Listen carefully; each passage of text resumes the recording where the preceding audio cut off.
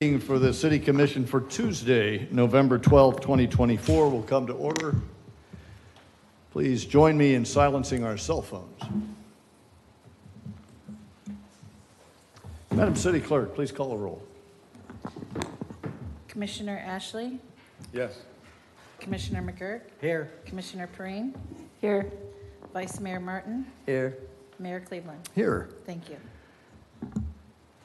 And now, Police Department Chaplain Bill Kitchen will lead us in the invocation. Please rise and remain standing for the Pledge of Allegiance. Father, all I can say is, wow, we are blessed. We have people up here who are willing to serve, who are stepping up to the plate. We have people back here who are willing to be part of this whole thing.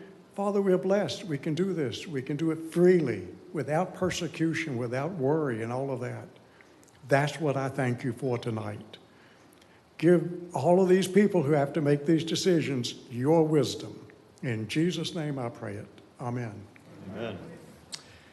And now Jackson Tudine will lead us in the pledge. Jackson's 8 years old and is a third grader at Burns Sci-Tech. Jackson has a creative memory and loves working alongside his dad with his tools. He's a fifth-generation New Smyrna resident on his mom's side, his 11-year-old brother, Carter, and a playful 1-year-old Aussie Doodle named Lula. Jackson is a huge Gator fan, and we're glad to have him here tonight. Jackson, lead us in the pledge. I pledge allegiance to the flag of the United States of America and to the republic for which it stands, one nation, under God, indivisible, and liberty and justice for all. Thank you, Jackson. You may be seated.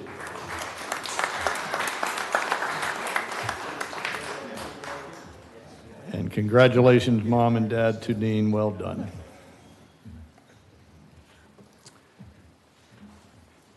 Mr. City Manager, have you got any changes to the agenda, sir? Yes, sir, I do. I would like to remove items 8B and 8 Bravo. Let's see. and 8C. 8 Bravo and Charlie are gone. All right. We will bring those items back at a later date. Right. Okay. Very good. Thank you, sir. Appreciate that. And now we have a presentation by our Maintenance Ops Director, David Ray. Mr. Ray, we're anxious to hear your report, sir. Good evening, Mayor and Commissioners. So this project's been in the works for over a year. Working with these folks here, the FABA board. I can't say enough about my time working with them, especially Zoe. She has been one of the greatest partners to work with. She will answer the phone at any time, emails, texts, phone calls. But what they're gonna provide today is a little background and what the plan is for the Flagler beautification kind of going forward, as you're gonna see over the next several weeks and months how Flagler Avenue is gonna be transformed. So they're gonna take over, but I will be here if there's any city-related questions as well. Awesome. Thank you, sir.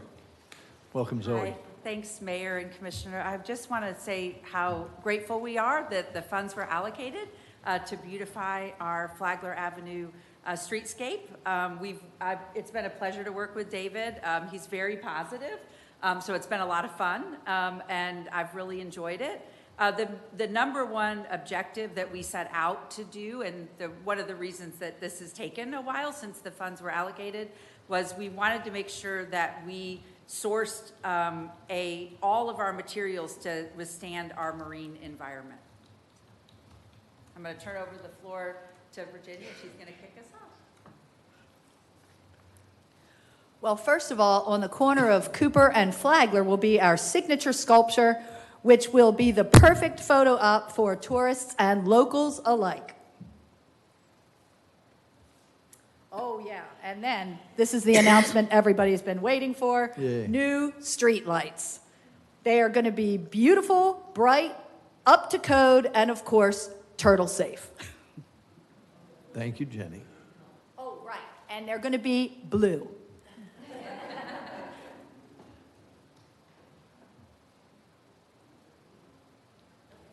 That's me.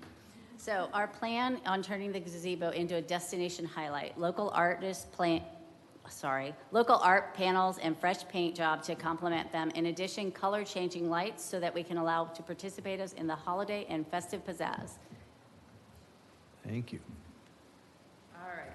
So one of the things that we did was we initially set out with a theme for color. So you'll notice that the trash cans are also blue and gray.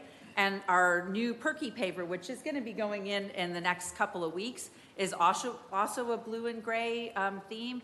What we're really excited about with the trash totes is that they're going to be easily cleanable. So they're going to look really nice, and then you can remove the inside and hose them off and keep our street smelling really nice. And then we're going to run a contest with local artists, and we are going to obviously not have like the clip art that I put on for this presentation, but we're going to have really nice local coastal art that's going to wrap our trash totes.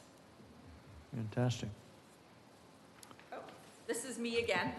So our town is known for being a surfing destination. So we thought that what better way to find an artist that could do surfers at the entrance and exit of our street. So we're going to have a local artist do kinetic sculptures. These are just some rough sketches that he did for us, but they're going to be aluminum and be, just kind of showcasing that we're known as a surfing town. Thank you, Zoe. So the banyan tree there across from Third Wave, it's super dark. I feel like it's kind of a dangerous area at night. People walking, it's a public lot. So we want to take light and illuminate it and make it safer and brighter, and then also put a sign explaining what the banyan tree is because it's such a beautiful tree. Great tree. And then, like Zoe said, the Perky pavers will go around all the palm trees in every place that we have stuff. And then where there's the spots where there is no palm trees anymore, we want to take and put planters, and they're going to be self-watering planters. So they'll just bring more ambiance to the street and make it prettier and brighter as people walk through. Thank you very much. Is there more? Nope, that's everything. That's awesome. Thank you. Don't go away. We probably have some questions, and David will take all the hardball questions. And is there anybody from the commission? Any of my colleagues have a question? Yes, Commissioner Perrine. Thank you guys for the presentation. This is for David. I know this is money from ARPA, and I know you've told me this, but it's been a couple of years since we talked about it. How long do we have? Is there a deadline on this to get all of this done before that money goes away, or is there a time frame that we have to make all this happen? So we are going to have everything that you see here, everything will be in a PO before the end of the calendar year, which is the deadline for... The end of this calendar year? Yes, ma'am. Okay, so we can make this happen so we don't lose that money, correct? Okay, That's thank the plan. you. So just to follow up on that means you got stuff already purchased, because, right? It's already in the works. Yeah, we have a few things already purchased. Lights and all that? The Trash lights, cans? the light poles and the installation of that, you'll see, we'll be bringing back to you for final approval on December 10th, tentatively. That's when we're going to be, but that's not ARPA funding for the light poles. Got it. But every other aspect of this plan is either already been purchased or already has a PO or will have a PO by the end of the year. Really good. Thank you. Any other questions or comments? Yeah. Congratulations. I'm very excited to see this come to fruition, and I'm excited that you guys are all doing it and part of it. So, we've tasked you, and you guys have stepped to the plate, and I can't wait to see how it all turns out.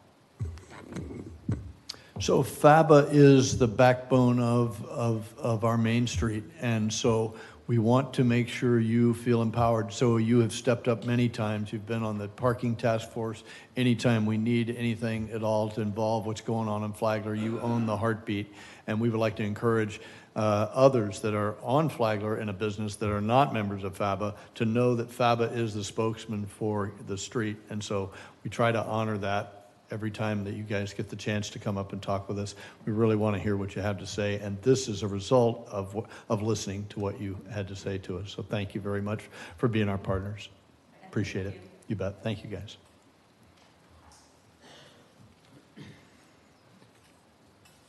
Mr. City Manager, your report, sir? Yes, sir. Several things to report on this evening. First off, though, I wanted to introduce you and the public to our new finance director, Joanne Drury. Joanne is sitting right here. She started with us yesterday, and she came back today, so I'm very optimistic. She comes to us with just a tremendous wealth of experience in governmental finance. She's a CPA, and I believe she'll be a very, very strong asset for our community going forward. So welcome, Joanne. We're glad you're here. Also, a couple of points I wanted to make. I think everybody that's been downtown has noticed that the traffic signal at Canal and Live Oak is not operational. It was damaged during the last storm. Our plan moving forward is not to replace that traffic signal. It is operating quite well in the current four-way stop situation. So all things considered, we plan just to keep it that way. If it turns out we need to make some changes, we can consider them later.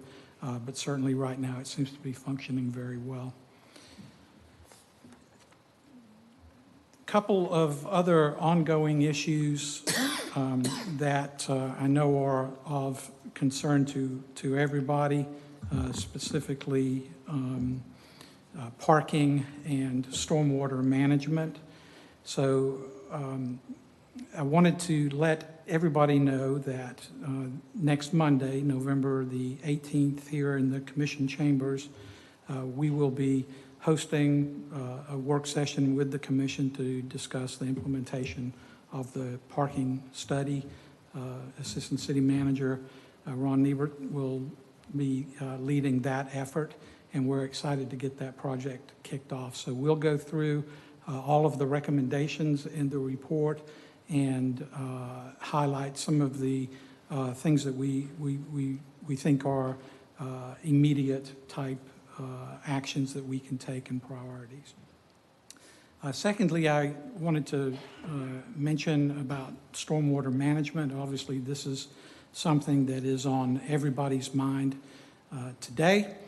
We will be also hosting a public meeting on stormwater management that is scheduled for Tuesday, December 3rd. That will be at the Brannan Center beginning at 5:30 p.m. So during that meeting, we will be joined by our stormwater engineering consultant, that's Singhofen Health and CPH. They have been working with us since about April of '24 on developing a stormwater master plan. They have been continuing that work. I have met with them along with other staff and discussed the project and where we would like to see that go. They will be presenting some of their very initial findings.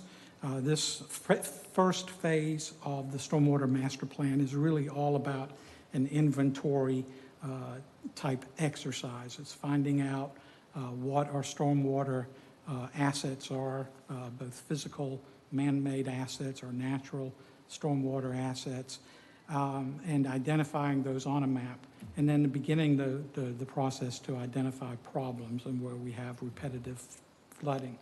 So in that light, we will be inviting the public to come to that meeting and to listen to that presentation, and then to talk with our consultants and to make sure if you've had flooding or you know where flooding has occurred, that we have that noted and that is a part of the study going forward.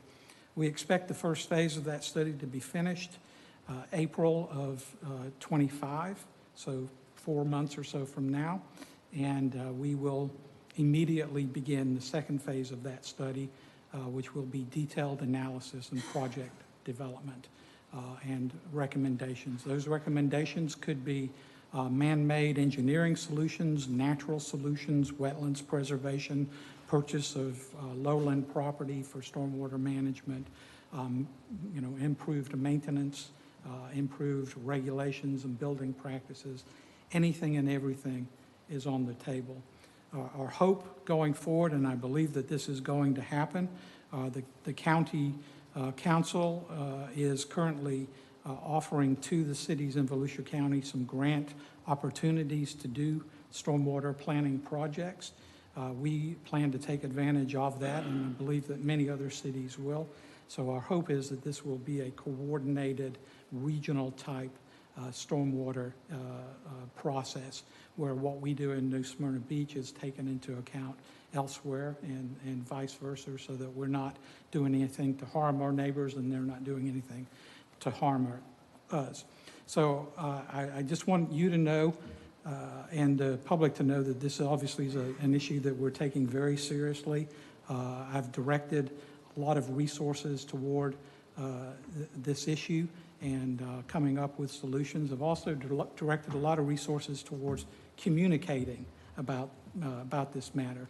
And I want everybody to know that we are transparent and open. In that light, you'll notice on the presentation board there, we've created a number of different subject matter pages on our website, one of them being stormwater. If you go all the way to the right, there you go. So this is the beginning of our stormwater management page. This is currently under development. It's not finished yet, but you'll be able to go here and find out anything and everything that you want to know about stormwater in New Smyrna Beach. If you scroll down a little bit, there's information. I believe the city engineer's presentation from the last meeting is there. And then there's a lot of information about different projects that we're currently undertaking. So tune into that to stay informed about what we are doing. You'll be able to find all the information that we have right there. Just in that same vein, in terms of transparency and public information, I do intend to keep doing this. Parking will be one that we'll create. Another priority for us has been Deering Park and communication about that development opportunity. That is scheduled currently to come back to you in January for further consideration. But all of the information about Deering Park Innovation Center can be found right here. Every bit of information that we have in our possession in the city can be found here. So all of your questions can be answered. And our staff, I think, have done a very good job putting all of this information together. So just wanted to highlight that for everybody and make sure that everybody is aware of those upcoming meetings. One other thing I did want to mention in terms of cleanup from the last storm event, we have operated a citizen drop-off center for debris that has been operating 7 days a week. Due to decline in usage of that, we have cut that back now to weekends only, so it will be operating Saturday and Sunday going forward from 8 to 5. So if you have debris that you want to bring, if you're tired of waiting for it to be picked up, you can certainly drop it off with us, and we will gladly take it. And I apologize for taking so long, but that concludes my report, sir. No, that was well worth it. Your quick study, you've nailed the top two items that are on the minds of the folks out here.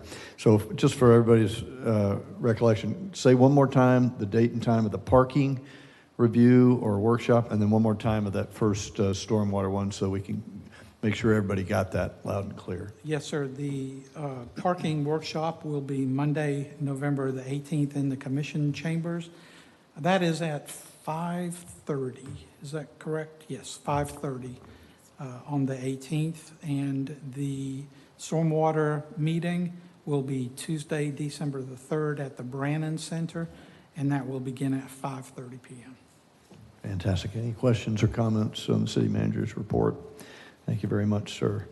I would note that typically it's been our practice that people that bring things up at a previous meeting, if they're actionable, that you would go over what those are and what action was taken. And appreciate you doing that going forward. Yes, sir. Okay. And now, time for public participation. If there are any citizen who wishes to speak, you'll have 3 minutes to do this. This is your monologue, not a dialogue. We won't be answering questions, but we're excited to hear what you have to say. If you have a concern or an issue about the city, you have an accolade for a member of the staff, we'd love to hear that. And when you come forward, you'll see a green light come on. That'll give you your signal for 3 minutes. 1 minute remaining will be the yellow light, and then you'll be done with the red light. So when you come forward, just for protocol, your name and address for the record, if you don't mind. Mr. Wilson, good morning, or good evening. Good evening. Palmer Wilson, 101 Donlin Drive, New Smyrna Beach. First, I'd like to congratulate Brian Ashley on his win and welcome him to the commission. I'm sure he'll be a very valuable asset to everyone up there. I'd also like to welcome back Mayor Cleveland and Commissioner McGurk. I'm glad to see you here, and I wish you the best of luck this year. I'd like to bring up an issue that I think is relevant to the recent election. I ran for commission in 2009. At that time, I lost to the incumbent, probably the best thing that ever happened to me in retrospect. But that said, I'd like to tell you something how that was run. There was 3 of us in that primary. The incumbent got 52% or a little more. I don't recall exactly what it was. And that was the end of the race. For some reason, somebody between then and now decided to change this thing to force people to go to a primary and not use the 50+1 standard that's pretty much seen around the cities in Volusia County. We recently had an election where Mayor Cleveland received far more than 50%, close to 76% of the vote in the primary, and then went on to the general and got about 72 or 73%. I would suggest to you that all that effort, all that time, both for the candidates as well as the public employees who had to handle all of that, is a waste of time and resources when the 50+1 would have resolved the issue. So I recommend to you that in your deliberations this year, when you look possibly at some charter changes or ordinance changes, that you seriously consider going back to 50+1. I think it makes a lot more sense. And I think if you look at many of the races across Volusia County, when you looked at who won the primary, in many cases, they won the race. So again, I congratulate each of you on your re-elections or elections. I look forward to seeing you more this year. I'm glad you're up there and not me. You take a lot of heat, but I respect you, and I'm glad you stepped up. Thank you so much. Thank you, sir. Appreciate your comments. Yes, ma'am. Hello, Cindy. I have to lower this a little bit. No Good problem. evening, Commissioners. And I just want to say congratulations to you all. Mayor Cleveland, congratulations on your second term. And I want to say thank you for being a veteran. I want to, all of you who have served, I think you really deserve to be congratulated every day of the year, not just one day a year. So I wanted to thank you for serving. That means a lot to me. My dad was a veteran. And congratulations, Brian. I think a well-needed position up there. And I also want to say thank you to Mr. Cowper for actually putting on the website something that's so dear to my heart, and that's the stormwater problem that we have. So I'm going to make sure that information gets out to everybody that I talk to, because that is very, very important that we get that out to everybody, that the stormwater is being worked on. That is very important. I do want to suggest that maybe we talked about working with the county on this moratorium issue, because I think development needs to stop until we get our infrastructure fixed. And the grant situation was such a dear thing to hear, that the county is willing to grant us money to work on that. So I know we have brilliant minds in the city. We've got great people that's employed with the city that can get those grants and get that money so we can get the infrastructure fixed. I know there's an idea out there that can actually work on this infrastructure and get that fixed, where we can put clean water back into our estuaries and back into the ocean and keep that nasty stormwater back so we can get that cleaned up before it goes out there. I've seen the idea. I'm not an engineer, but I know it sounded logical to me. So get that grant money. Let's get our infrastructure fixed before any more development goes forward. I know development's inevitable. I know it is. But let's get our infrastructure fixed first. Let's get our citizens breathing again before we get the development going again, okay? It's a new year. It's a new term. We can do this. Let our citizens rest and recover before we actually go forward on that. Let's fix this first, okay? And again, congratulations on your new term, Mr. McGurk. Mr. Cleveland, congratulations, Mr. Ashley. I really am a friend of the commission. I'm not a foe. Let's work together on this year, okay? Thank you, guys. Thank you for your comments. I appreciate that, ma'am. Sir. Good evening, Mayor, Commissioners, City Managers, City Attorney, City Clerk. My name is Mike Eisen. I live at 624 North Riverside Drive. Full-time 7 years, been a property owner since 2004. I want to speak briefly. You know, next 10 years in our city is going to be very, very important as far as governance and leadership of what's coming and what's going to happen to our city. And I think a lot of folks really understand that. A lot maybe stick their heads in the sand and we'll worry about it tomorrow. I'm kind of a guy that is more visionary, not sticking the head in the sand. And so with that being said, over the last couple of months, I did get a copy of the city charter. And I do know almost 5 years ago that it was reviewed and there were some changes made. And I am aware of the fact that it was recommended in governing documents that be reviewed every 5 years by hopefully a panel of chosen residents in the city from the commission and the mayor. That's, guess what, next year, it'll be 5 years. And since it was brought up earlier regarding our recent election, by the way, Mayor, congratulations. Commissioner McGurk, congratulations, and Brian, welcome aboard. I think we need to fix a couple things, 2 things in particular. First of all, the city of New Smyrna Beach is the only city in Volusia County that requires a mayor to run every 2 years. I don't understand that from an economic, financial, just physicality of running an election every 2 years when all of our council members are 4-year terms. I think that's problematic.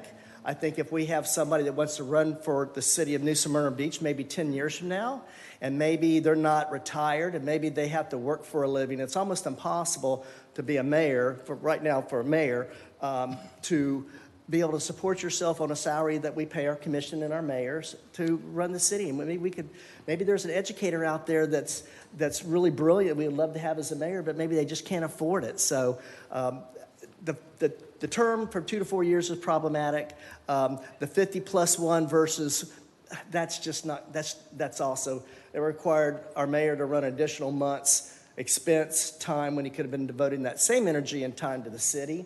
So I think that's problematic as well. So hopefully, and starting in January, this commission can identify folks from the community and maybe put their hat in the ring to come up with a task force to see what we can look at, maybe 2 or 3 things that was mentioned here tonight regarding our city charter, and see if maybe we can't make some amendments and put before you some recommendations that you can vote on. So thank you very much for your time this evening. Thank you, sir. Appreciate your remarks. Yes, ma'am. Good evening, ladies and gentlemen. My name's Jana Hurlbert. I live at 651 Stewart Drive, and I'm 2 years new to this city, and I just love it. I came from California, and this is like heaven on earth. I've never been in a hurricane until Milton, and I live by the Hidden Pines area, and we were fine.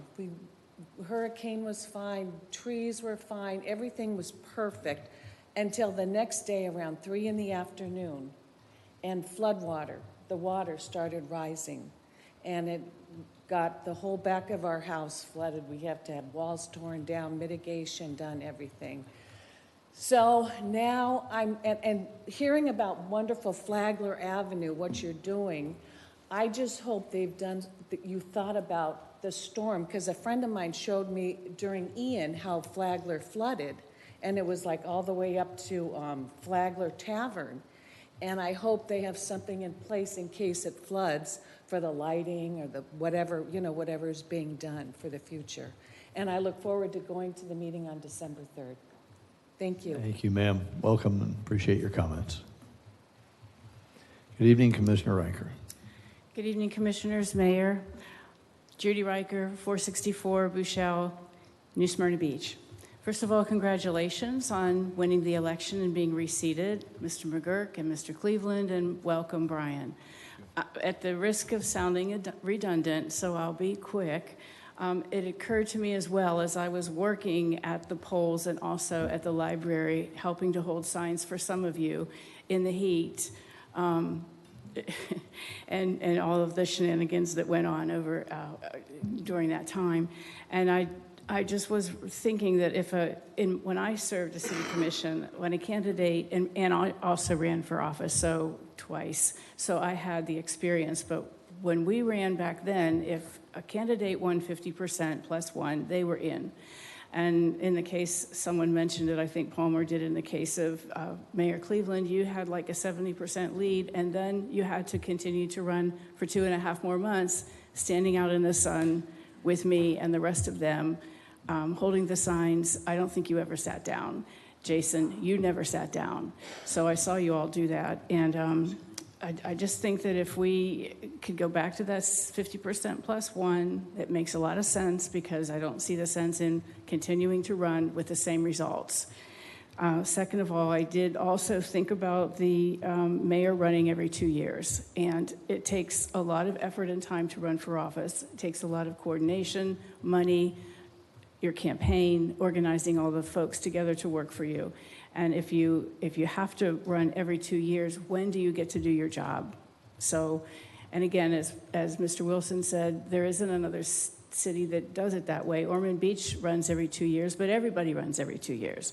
So to me, it makes sense to agree with the other two people that have spoken. Maybe that's something that you just want to take up, just a suggestion, when you have your next charter review or whenever.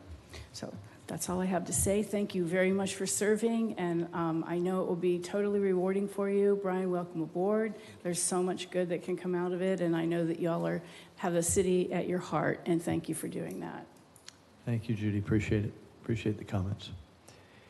Anyone else for public participation? Hello, Joe. Good evening.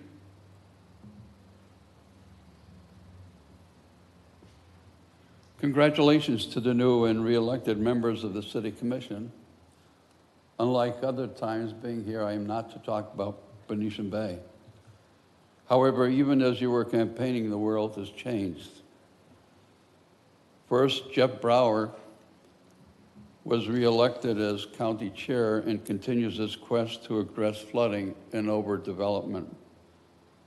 Flooding, it turns out, is not a Venetian Bay issue. It's not a city issue, but a regional challenge, and any effort to address it without addressing all of those legs doesn't make sense. Secondly, we have a new development concept to consider called the Community Development District, something you had not heard about, but it happens to be your item 10C on the agenda tonight. You're getting a reading of it first, but we all have a lot to do to learn about that by the time it gets to the second. It certainly has implications both for the city and for neighboring communities. Thirdly, recently there was an amendment passed that allows for deferment of taxes to entice commercial property. Just wanted to give an example in my hometown called New London, Connecticut. Just across the street, the city enticed this activity called Pfizer's to establish their national headquarters on property within the city limits. That enticement was tax-free for 10 years. 3,650 days later, Pfizer was gone, and the city was stuck with all of these buildings unoccupied in a great financial drain. Lastly, as you may have noticed, there are more eyes that will be looking at what's going on in the city than ever before. Talk a little bit about the terms for the mayor. There's even a question when we do next year, the year 2025, look at the charter, whether in fact we have the right form of government as we have for many years, what we have right now. Is it time to change? In summary, let me quote a phrase used by the U.S. Navy submarine force community. Welcome aboard. Buckle up. You're about to go on a ride you'll not soon forget. Thank you. Thank you, sir. Appreciate it. Appreciate your remarks.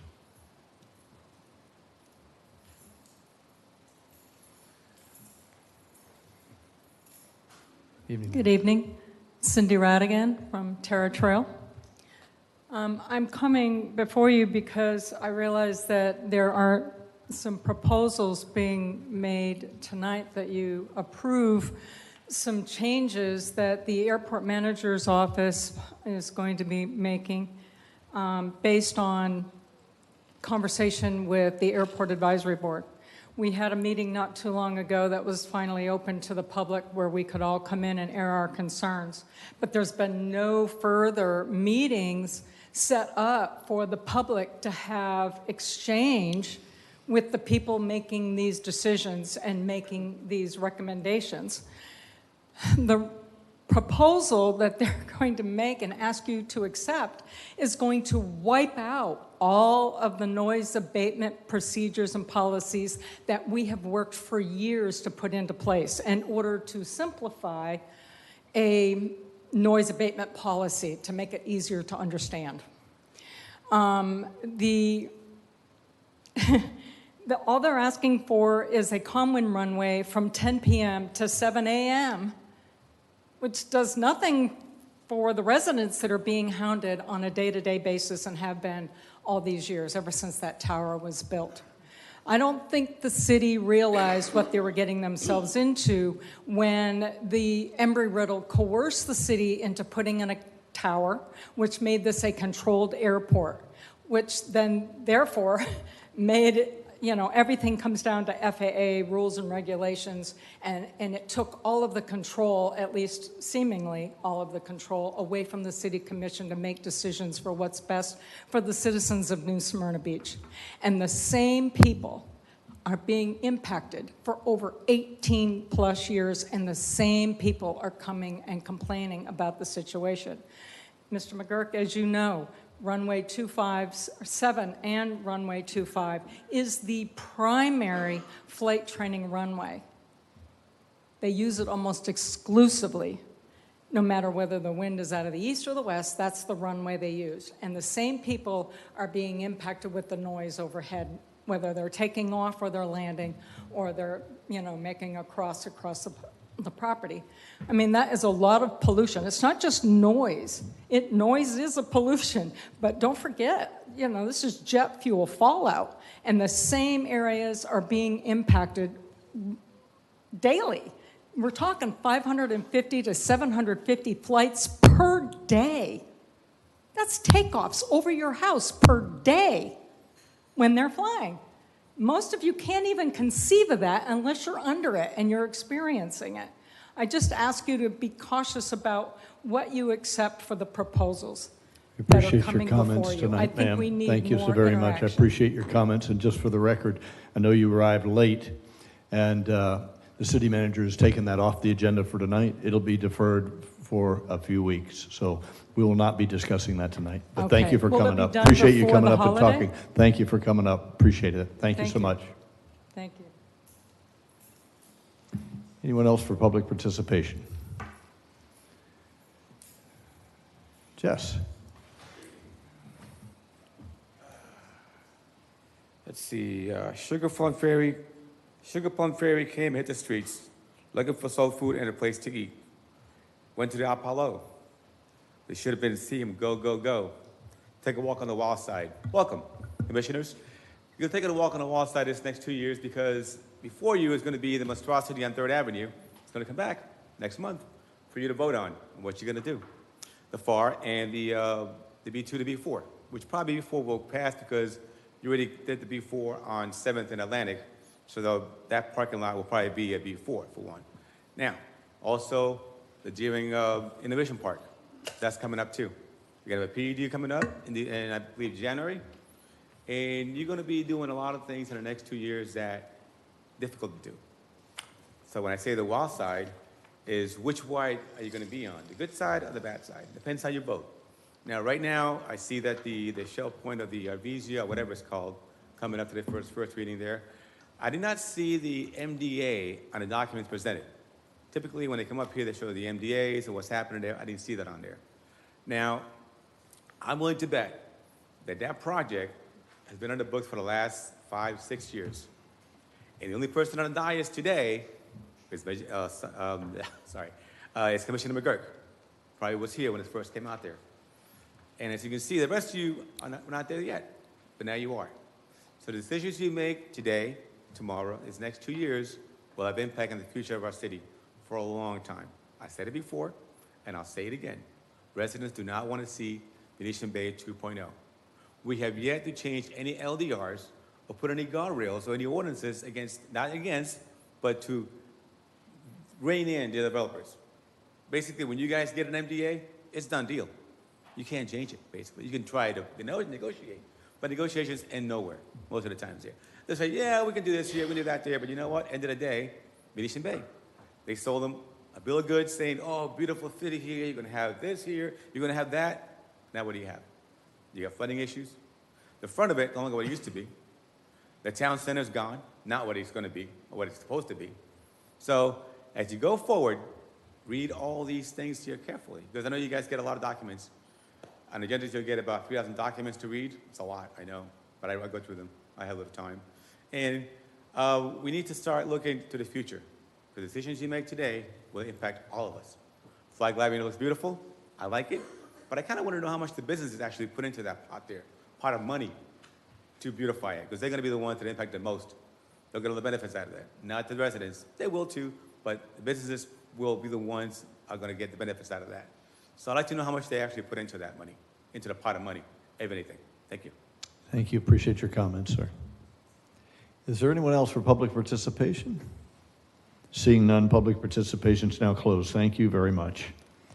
We'll move on to the consent agenda. Does any member of the commission have a comment on any of the items? Any comments from my colleagues on any of the items? I have a couple.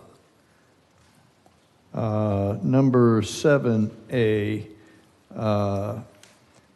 Mr. City Manager, square me away on that. I think that one is about increased engineering oversight, and that's the explanation for the increase in cost there. Is that right?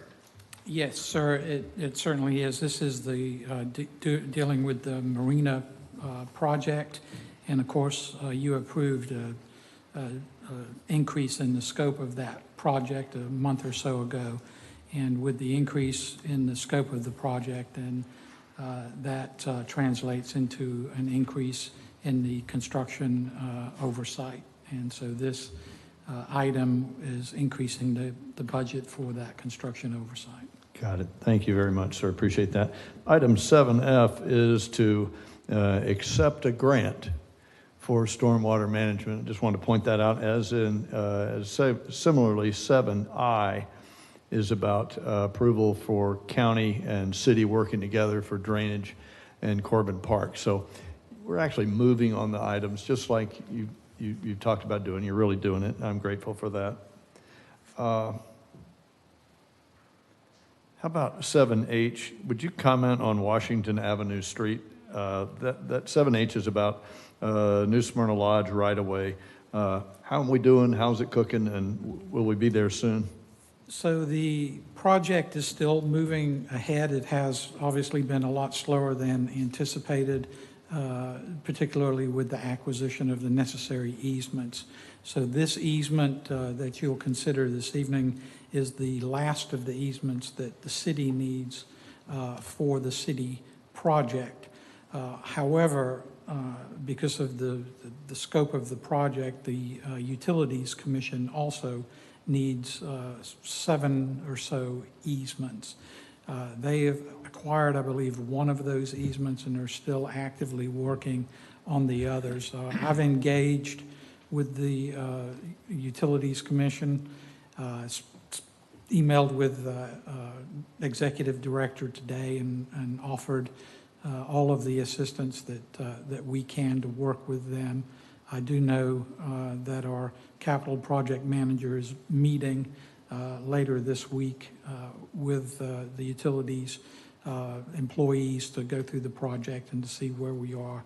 Hopefully, we can get that unstuck and get it moved forward. But these are difficult issues when you're dealing with private property rights and people giving up a particular part of their bundle of property rights to the city for utilities or whatever it might be. So, and at the present time, I don't believe we've paid any money for any of these easements. They've been given to us, and hopefully we can continue that in the future. But you know, it's just been a very tedious and delicate process. I appreciate that. Your predecessor would have said the same thing.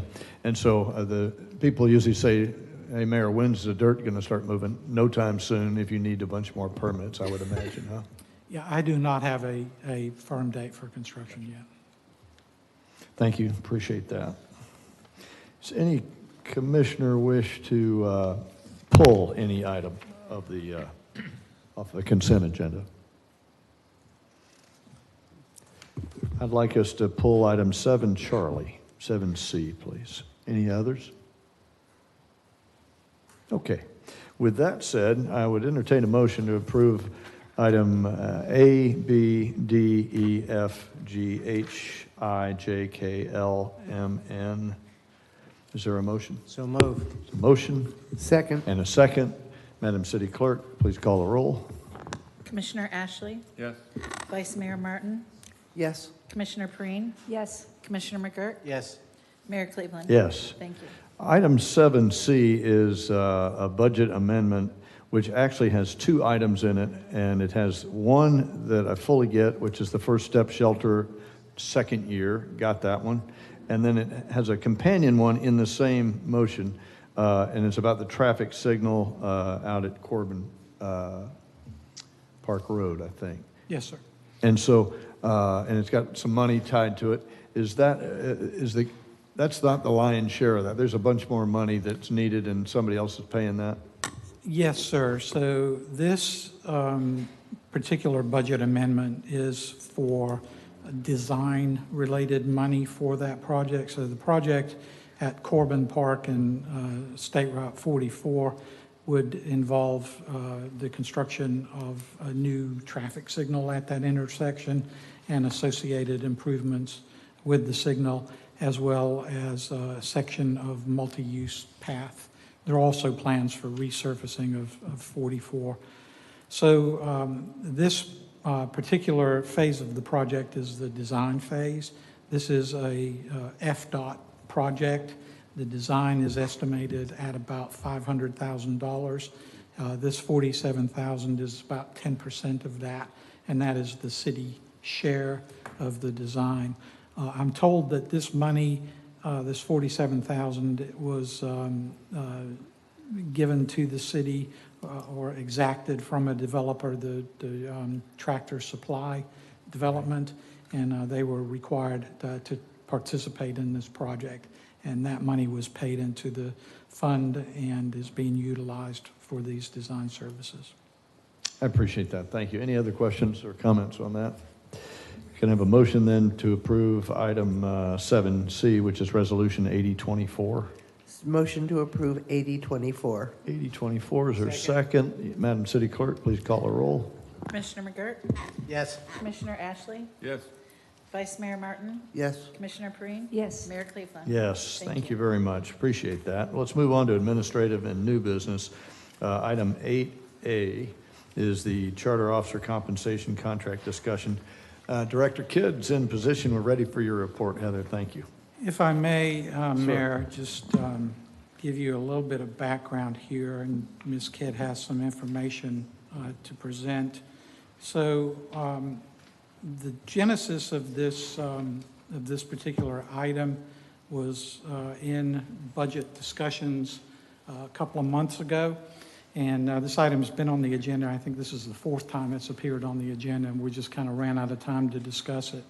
But as far as this evening goes, during the budget meetings, Commissioner Hartman in particular had brought up the need to discuss the contracts of the charter employees.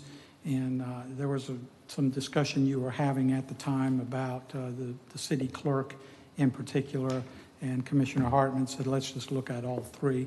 So Director Kidd did some background research, looking particularly at the compensation packages of the different city managers, city attorneys, and city clerks in Volusia County and the municipalities within the county. That information has been provided to you, and Director Kidd can go through that if that's your desire. I would say that, you've got all three contracts, you've got all of that information. Obviously, my contract is very new. We negotiated that contract in July.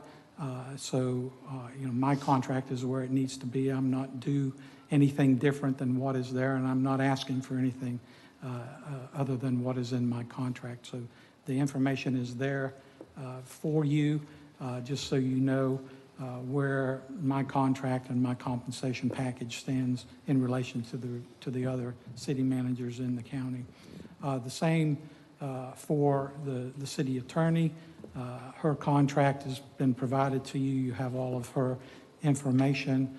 But she is not asking for any changes to her contract or anything in regard to compensation. You also have the city clerk's contract and a couple of different amendments to it, and some information about her compensation package. As you know, the city clerk has asked for consideration for some additional compensation. We had some discussion about that during the budget. Her compensation was increased by 3%, which is the same amount that all city employees, including me and the city attorney, received as a cost of living increase. So the city clerk did receive that. You have received previously information from the city clerk in terms of a salary study. You've also received information from Director Kidd, the same county and city information that was provided for the city manager and city attorney. So you have all of that information available to you. And the final thing is on the city clerk's contract. And it's a little bit confusing. There's a contract and there's a couple of amendment documents to that. I think you can follow the sequence of the contract amendments. But there are a couple of provisions in there that the city clerk has expressed some concern over to me. In particular, the severance provisions of her contract are much different than the severance provisions of my contract and the city attorney's contract. And so she is asking that you consider possibly changing that. And there are some other minor changes, and certainly when I look at the contract, I think in the introductory part of the contract, there's some duties and responsibilities of the city clerk that are different or expressed differently than what is in the charter, and that I think we need to look at. So I just say all of that just to kind of set the stage. Certainly the city attorney and the city clerk can add whatever they want to that. I'm happy to to answer questions, and if you would like to hear from Director Kidd the specifics of the salary survey that she did, she's certainly available to do that and to answer any questions. You're probably tired of looking at it after 4 meetings, but nonetheless, you have the information. I appreciate that, Mr. City Manager. And just so, this is again for the record, you get reviewed again in March, and so you're not interested in opening your contract now. That's correct, sir. We negotiated that contract, and it does provide, at your request, that I would be evaluated 6 months. Thank you, sir. City Attorney, likewise, Mr. Cowper spoke for you. You have no interest in opening your contract. Is that right? Correct. Okay. Thank you very much. Heather, do you have a presentation, or are you just there to answer questions? How do you want to do it? Well, thank you for having me. City Manager covered pretty much everything that I was going to bring to you, other than giving you any specific numbers. You've seen all those numbers in the past that we've given to you in the past 4 commission meetings we've tried to bring this. I'm happy to answer any questions. I'm happy to do my presentation and give you that information again, but for time, whatever works for you guys, I'm here for you. Appreciate that. Without objection, we heard that. I'm sure we've got a ton of questions, and I saw Commissioner Perrine raise her hand. So Sure. With what you both have, or actually Mr. Cowper said that this is coming up for review again in March for the clerk. Since we're so close and there's so many questions with this, can we make them a motion to continue this to March and look at everything all at once? Since there's a lot of questions that I have. I've read all of the information. I'm not ready to vote on this tonight. And if we're going to review this package in March, we're so close, I'd like to continue it. is that a motion, ma'am? Yes, I'd like to make a motion to continue this until a further date. Motion to continue till March meeting when the review is due. Correct. Madam City Attorney, do we need a date specific on that?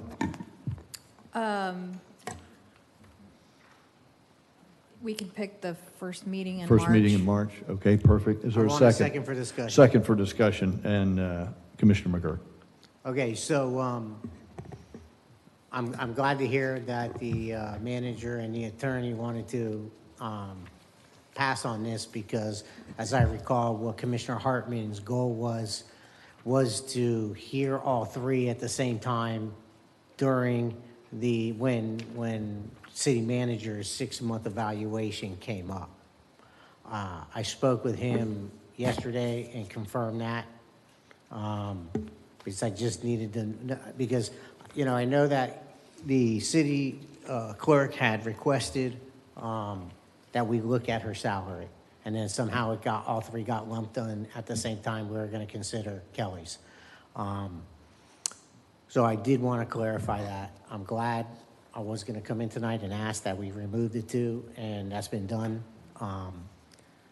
As for postponing city clerk's evaluation, I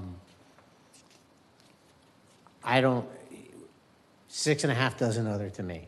We do it today, we do it, and if there's a compelling reason why we should wait until March, I'm certainly would like to hear it and up for listening for reasons why and why we should not do it now.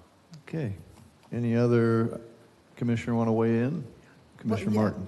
Yeah, as I say, the charter officers have some things in common. They have certain fiduciary responsibilities. They're the only 3 people that report to the commission. And so I think that I would like a broader perspective where they have some things in common. Method of severance, what benefits.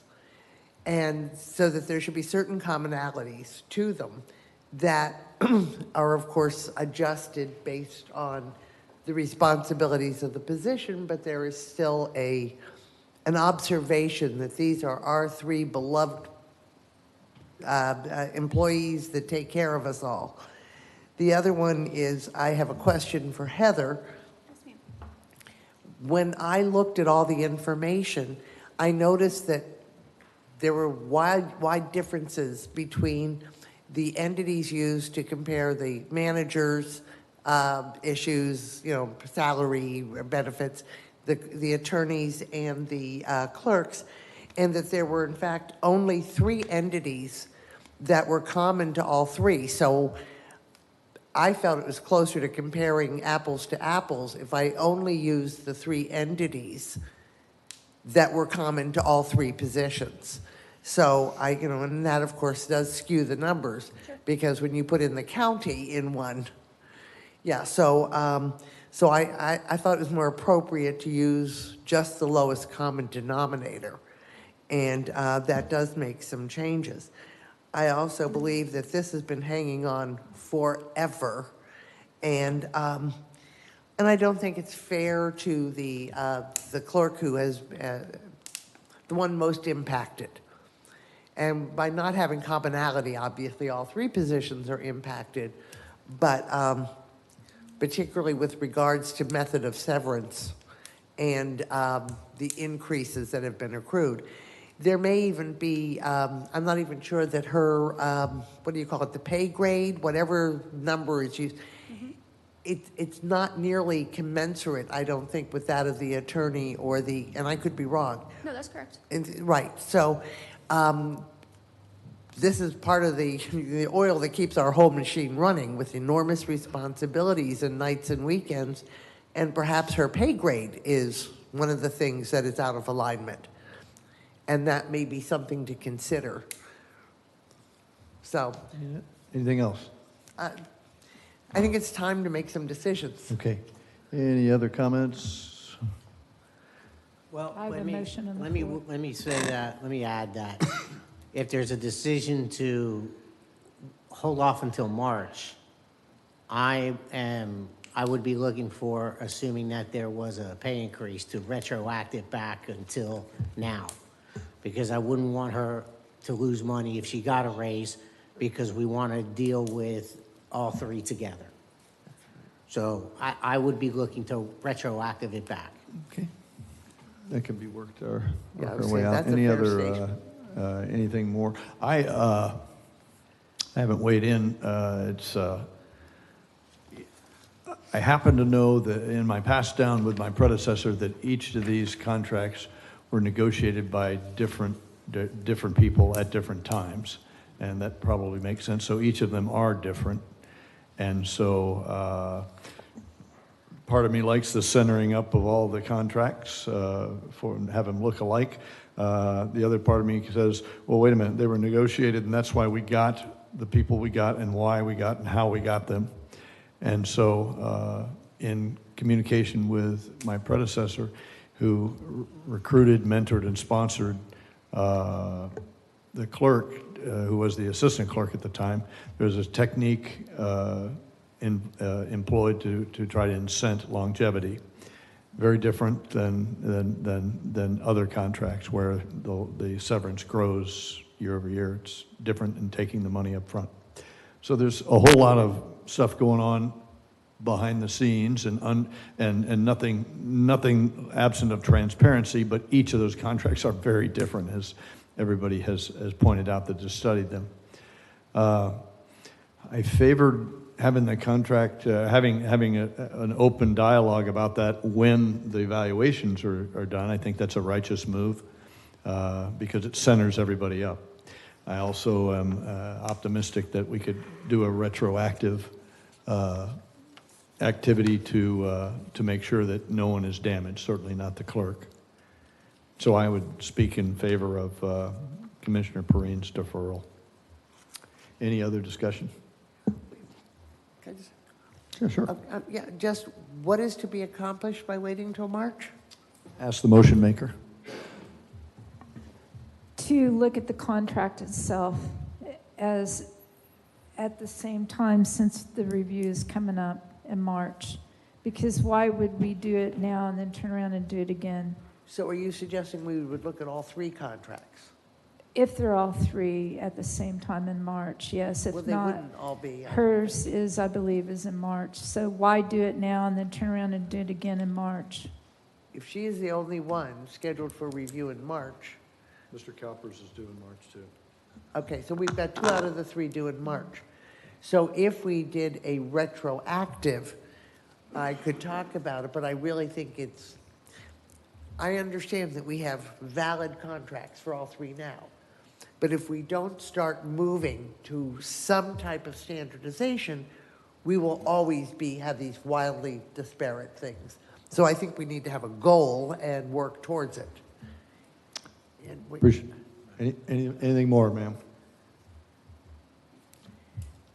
The city clerk likes to speak? Yes, Just for ma'am? clarification. Yeah, sure. This is not, how do I word this? My item was put in here with the request for increases, merit increases. That's how the staff report went, and then it showed everything. This is not a request for a merit increase. I just want to be clear. It's a salary adjustment, the same type of salary adjustment that was done across the board in October, that was approved by City Commission on September 24th for about a handful or so of directors that were underpaid. This is what I'm asking for this evening, not contract changes, but a salary increase to make me even across the board with Volusia County. So in March, the other changes to my contract, that's fine. It will give me more time to go through that. But specifically tonight, it was for salary, not all the contract changes. Got it. Just want to be Thank you clear. so much. Appreciate that clarity. Okay, any other discussion? We have a motion to defer to March and a second. Madam City Clerk, please call the roll. Commissioner McGurk? Yes. Commissioner Ashley? No. Vice Mayor Martin? No. Commissioner Perrine? Yes. Mayor Cleveland? Yes, the motion carries. We will take it up in March. Thank you, Director Kidd, appreciate that. Okay, we have removed item 8B and C from the agenda.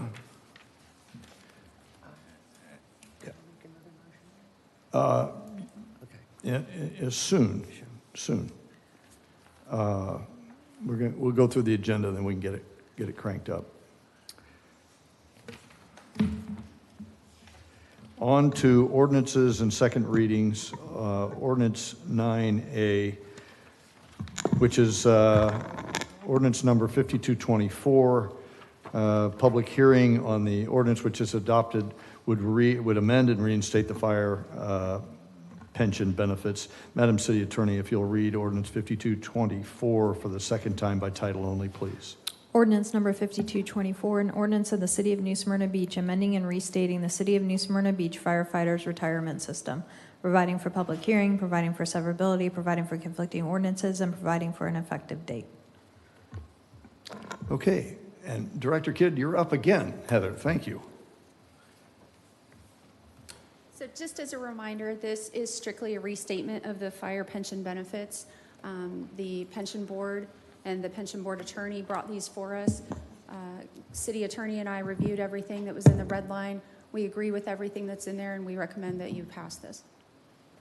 Thank you, appreciate that. The public hearing is now open. If there are any citizens who wish to speak on this topic, please come forward and you'll be recognized for 3 minutes. Seeing none, public participation is now closed. And time for our deliberations. Are there any questions, comments, or discussion by any of my colleagues? Seeing none, I'm looking for a motion to adopt 5224. So moved. There's a motion. Second. And a second. Madam City Clerk, please call the roll. Commissioner Ashley? Yes. Vice Mayor Martin? Yes. Commissioner Perrine? Yes. Commissioner McGurk? Yes. Mayor Cleveland? Yes. 5224 has been adopted. And on to ordinances for the first reading. Madam City Attorney, if you'll read ordinance for the first time, second reading for this particular ordinance, which is 5724, 5824, 5924, 6024, 6224, will be at the public hearing scheduled for November 26th. Ordinance number 5724, an ordinance of the City of New Smyrna Beach annexing .28 plus or minus acres of property located on the north side of Woodland Avenue between Howard Avenue and Hickory Street. addressed as 1301 Woodland Avenue, providing for redefining boundaries of the city, designating the property within Commission Zone 1, providing for a public hearing, provided for required filings, providing for conflicting ordinances, providing for severability, and providing an effective date. Second reading and public hearing will be November 26, 2024. Ordinance number 5824. An ordinance of the City of New Smyrna Beach amending the comprehensive plan, changing the future land use designation of .28 plus or minus acres of property located on the north side of Woodland Avenue between Howard Avenue and Hickory Street, addressed as 1301 Woodland Avenue, from Volusia County urban medium intensity to city medium density residential, providing for amendment of the associated comprehensive plan maps to show the area incorporated into the city, providing for public hearing, providing for conflicting ordinances, and providing an effective date. Second reading and public hearing will be November 26, 2024. Ordinance number 5924, an ordinance of the City of New Smyrna Beach rezoning .28 plus or minus acres of property located on the north side of Woodland Avenue between Howard Avenue and Hickory Street from Volusia County R4A urban single-family residential airport overlay to City R2A single-family residential airport overlay zoning district, providing for conflicting ordinances, providing for severability, and providing an effective date. Second reading and public hearing will be November 26, 2024. Ordinance number 6024. An ordinance of the City of New Smyrna Beach establishing the Ardesia Community Development District pursuant to Chapter 190 Florida statutes, providing for authority and power of the district, providing for the Board of Supervisors of the district, providing for the district budget, providing for functions of the district, providing for miscellaneous provisions, providing for an effective date. Second reading and public hearing will be November 26, 2024. I did receive a lot of questions about this item, and the attorney is here, Mr. Earlywine, to, this is day in, day out, what he knows CDDs, so he's here to answer some of the questions that came up. Thank you, Carrie, because as you know, I had a question. I didn't quite understand that, and I think it's brought a lot of concern that it has to come through us. So I certainly have some questions. Great. Come forward, sir, please. And just your name and address for the record, if you don't mind. Sure. Good evening. My name is Jer Earlywine. I'm with QTAC Rock. I'm at 9805 Waters Meat Drive in Tallahassee, Florida, 32312. And if I could just maybe give a little bit of background first on CDDs and talk about the project in particular, I appreciate that, and then I'm really here to answer your all's questions, so I'll certainly do that. My firm represents probably over a third of the 1,000 or so CDDs in Florida. Our office has been doing this for a long time. I've been doing it for almost 20 years, and there's people in my office who've been doing it probably twice as long as I have. So if something's happened in the industry, we've seen it or heard about it, and we've lived through it. You know, there were a couple things I heard earlier today about stormwater and flooding and need for infrastructure, and that's exactly why you would want a community development district for a project like this. And to be clear too, for some of the audience folks, I know they were talking about concerns about overdevelopment and things like that. This project is already approved for development. I actually think construction's maybe already started on parts of it. So we're not talking about the project development. What we're talking about is how we're going to operate and manage that development as it goes forward. So that's really what the CDD is all about. Just taking a step back, a CDD is essentially like a more capable version of a homeowners association. That's really all it is. It's like an HOA that can do more things for your community. Florida, as I mentioned, has about 1,000 CDDs. And across the nation, if you look at master planned communities, there's probably 87% of master planned communities across the nation have some sort of special taxing district involved in the community. And I think I read where the top 50 master planned communities, 17 of those are actually in Florida. Obviously, we're proud to have that here in Florida. 13 of those 17, as of last year, were actually CDD communities. So they're really popular, I think, except for the 2 Margaritavilles and 1 or 2 other projects. They were all CDDs. And I'll tell you kind of why I think they are popular. And they're really popular because they're an excellent operation and maintenance entity. We're talking about taking care of stormwater, flooding, all those reasons. Well, they're excellent at that. For one reason, they can collect their assessments on the tax roll, which an HOA can't do. And it's a really powerful thing to be able to do that because you have a more stable revenue stream. So if something happens with an HOA, what do? If they have a big issue come up, they've got to put a special assessment on all the homeowners, like a one-time spike special assessment to pay for it. A CDD doesn't have to do that. Banks are more willing to lend to a CDD because they can collect on the tax roll. It's a more stable revenue stream, so it'll give us long-term loans, and we can take those out on a tax-exempt basis because it's a government entity. So it costs the community less when there's an emergency of that kind. And again, they also don't have to go through the process like an HOA of putting liens on homes, which is very expensive to collect on and that kind of thing. So the tax roll is a big piece of it. They're also great in a storm event because they can get FEMA funding. A lot of HOAs can't get FEMA funding. CDDs can get FEMA funding. They're also part of statewide mutual aid programs. So if there's an emergency that comes up, we just had Hurricane Milton, a lot of CDDs are applying for FEMA funding, and they routinely get that. CDDs also have sovereign immunity protection. I work with a lot of communities, and they have managers for both the CDDs and HOAs.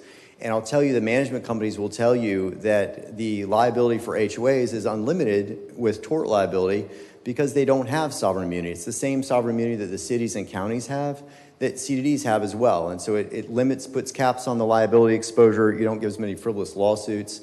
It's a safer entity and to help take care of the assets. CDs are also more transparent. They are subject to sunshine laws, public records laws. They have to have a government website. There's a list of reporting requirements, and I think some of that's actually in your materials. If not, I can share with you more resources on that. The other thing that CDDs have is they have professional staff. They run a little bit like a city where they've got a city manager, they've got a city attorney, and they also have sort of an engineer on staff as well. So if there's a hurricane that goes through or something like that, they can immediately send their engineer out, check it out, get the manager on board. The manager goes out and get contracts, and off they go. So it's a really powerful and robust operation and maintenance entity. And again, for a project like Ardisia, where you have conservation areas, you've got eagle's nests. I think there's neighboring communities that we're all of Florida is connected in terms of stormwater, right? And so it's a great way to take care of that stormwater infrastructure. In fact, I was just in DeLand, and they approved Crestwind DeLand CDD. And part of the reason they did that is because that community sits on Lake Winnimisset, and the CDD is going to manage the stormwater and the conservation areas around there to help protect the lake. So that's one of the reasons that they did it. But it seems like a perfect fit for a project like this, especially given the size of it. It's almost 500 acres and has over $30 million in public infrastructure. That's the operation and maintenance side. There's also a piece of it too where the CDD can go out and issue tax-exempt bonds. And so what essentially the CDD does is it acts in two roles. At the beginning of the project, it will go out and issue tax-exempt bonds. It'll put in place a special assessment on the property to repay those bonds, and it'll use the bond money to pay for the stormwater system or your utilities or roads or whatever it is that they're funding, and then they repay that with the assessment on the property. And so the CDD acts a little bit like a developer of the public infrastructure. It sort of takes on that role from the developer. And then after the infrastructure's in, that's when it turns into more like an HOA and does all the maintenance and management of the infrastructure. So that's the other component of it. The advantage there is that the money costs less. And so you're able to put in place another sort of piece of your capital stack, which is less expensive money. It's less expensive because they can access the same tax-exempt bond market that the city and county can when they go out and issue bonds and things like that. So the money costs less. It's spread over a greater period of time. You might have a $1,500 payment today, but how much is that payment 10 years from now or 20 years from now or 30 years from now? We've seen a lot of inflation in the last 4 years. We know that, $1,500 today is not $1,500 10 years from now or 20 years from now. So it's a really powerful way to access the tax-exempt bond market, save the community money, and put infrastructure into the ground in a more efficient way and less expense. It doesn't just help you on the front end when you do that, it also helps you later on, because at some point the stormwater ponds are going to wear out and the city is going to need to take care of those. And they can go back and take out a tax-exempt loan, again, spread the cost over time, and HOA has no access to that same capital stack. So it's a really great mechanism. I think that's why there's over 1,000 of them in Florida. There's so many things I could say. I'm going to say one more thing, and I'll be quiet and take some questions. The other thing I would say is that we've been doing this a long time, and in the statutes, and I think this is definitely in the materials I sent you guys in probably 2 or 3 places, it says that no debt or obligation of the CDD can become a debt or obligation of the city.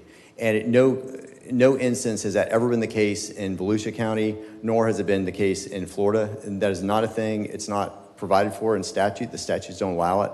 And so you don't have to worry about this coming back and being your problem. In fact, to the contrary, CDD communities are much more robust and capable than an HOA community. I remember going through the Great Recession, and HOA communities, in fact, I was over in Marion County, this was a couple of years ago, and the very item in front of mine was an HOA coming to the county asking for them to take over their stormwater ponds because they couldn't take care of them. And it's just the way it is. So the city is more capable in that instance. That said, I know you guys have a lot of questions, so I'll be quiet. Thank you very much. Yes, I want sir. to make sure, you came from Tallahassee tonight for us? Well, yes, but I routinely travel. Good, because most of the citizens that were here would like to hear what you had to say. I'm sure some will play this tape, but if it was possible for you to come back, then you would satisfy many. You've got the Encyclopedia Britannica down on this, so I'll defer to my colleague, Mr. McGurk. Thank you, Mayor. Please excuse the skeptical tone in my voice. It's okay. We have a development, which is the oldest development in this community, PUD-MDA, and we've had a lot of problems with the developer, the HOA. There's a lot of issues, and that's why you're going to get a lot of sideways looks. So first question is, who controls this CDD? Yeah, so in the early years of the development, just like a homeowners association run community, the developer is on the board. The turnover clock, though, is different. You know how an HOA typically turns over at like 90% build out or 95% build out, whatever's put in the documents? That's different with a CDD. The CDD has landowners elections every 2 years up until year 6.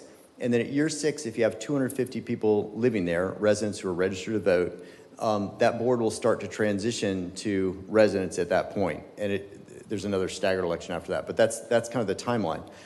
The difference, though, is after you've sold half of the property, those landowner elections, can actually be turned where residents can take over the board early and things like that. So generally, the CDD will actually turn over a little earlier than the HOA, but they both turn over in the same fashion. And if you've got, the other thing I would say too, and we can get more into discussion of defaults in a minute, but you can have any project fail, right? You can have an HOA project fail, or you can have a CDD project fail. There's no perfect people on the planet, right? And so, and you can have an imperfect developer and a perfect developer too, right? That can be a thing. So any project can fail. But the advantage of having the CDD is the CDD is a more robust entity. So if you need to correct something, you can step in and help because of the CDD structure. But we'll get into that in a minute. Go ahead. So let me get down into that word you said that. So the developer controls the CDD and it transitions over. So that is specifically one of the issues that we're having with this particular development I referenced. When is where's the language of when this actual transition occurs for this specific development? When does that happen? So it's written into the Florida statutes. It's a statutory period. So there will be elections every 2 years. Whoever owns the majority of the votes in year 2, which means over half the property, will be able to control those votes. The seats are staggered, so it's not all 5 seats are up every 2-year election. Mm-hmm. But so, for example, in year 2, maybe you got 3 seats up. Whoever owns most of the property at that point would control that election. Okay. So here's my question as a city representative. What in the world does this have to do with the city, and why do we have to approve it? Well, I don't know that you do. Obviously, you've got a favorable staff report that says that it meets all the statutory requirements, but it's not so much why you have to, it's why would you want to, right? This is an opportunity. Well, yeah, my question is, why would I want to? Yes. This has nothing to do with the city doesn't control it.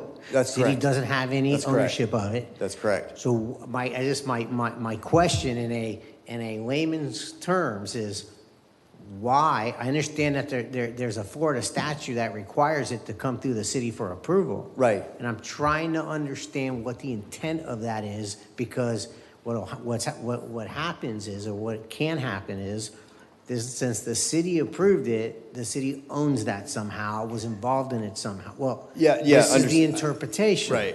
Right. So my question is why does this come, what is it, being an expert in it, what was the legislature's intent of why a city would have to approve it? Well, I think it's just like when you all approve HOA documents, you do that as part of your project approvals for projects. And so it's a similar sort of thing. I mean, it's different in the sense you adopt an ordinance, but it's still coming to you all for development approvals. The CDD doesn't take away any of your development approval authority, right? It acts as a developer of the public infrastructure, and then it maintains it going forward. But just like an HOA, you're not responsible for it.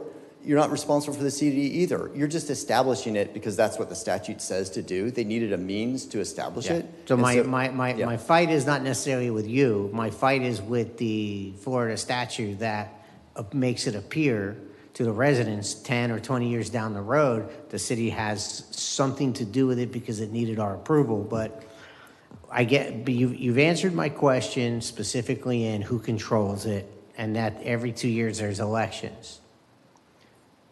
There's pros and cons to that. And the reason, again, I reference this one particular development here is that is exactly one of the problems that occurred with the developer holding on control for too long and then wanting to dump it off on the community with a whole slew of problems. But you're referencing a community that's a non-CDD community. My That's point correct. is you can have a non-CDD community or you can have a CDD community. Both can have problems. But if you have a CDD community, it's in much better shape. It's much less likely to come to you guys because of the advantages of the CDD itself. All the advantages I talked about. If you had a comment, I didn't mean to interrupt you. Okay, no, thank you. I appreciate that. I'll end my questioning. Thank you very much. So, yes, ma'am. Oh, wait, we'll let Brian go. Give me a second. Go ahead. Sorry. Commissioner Martin. It's okay.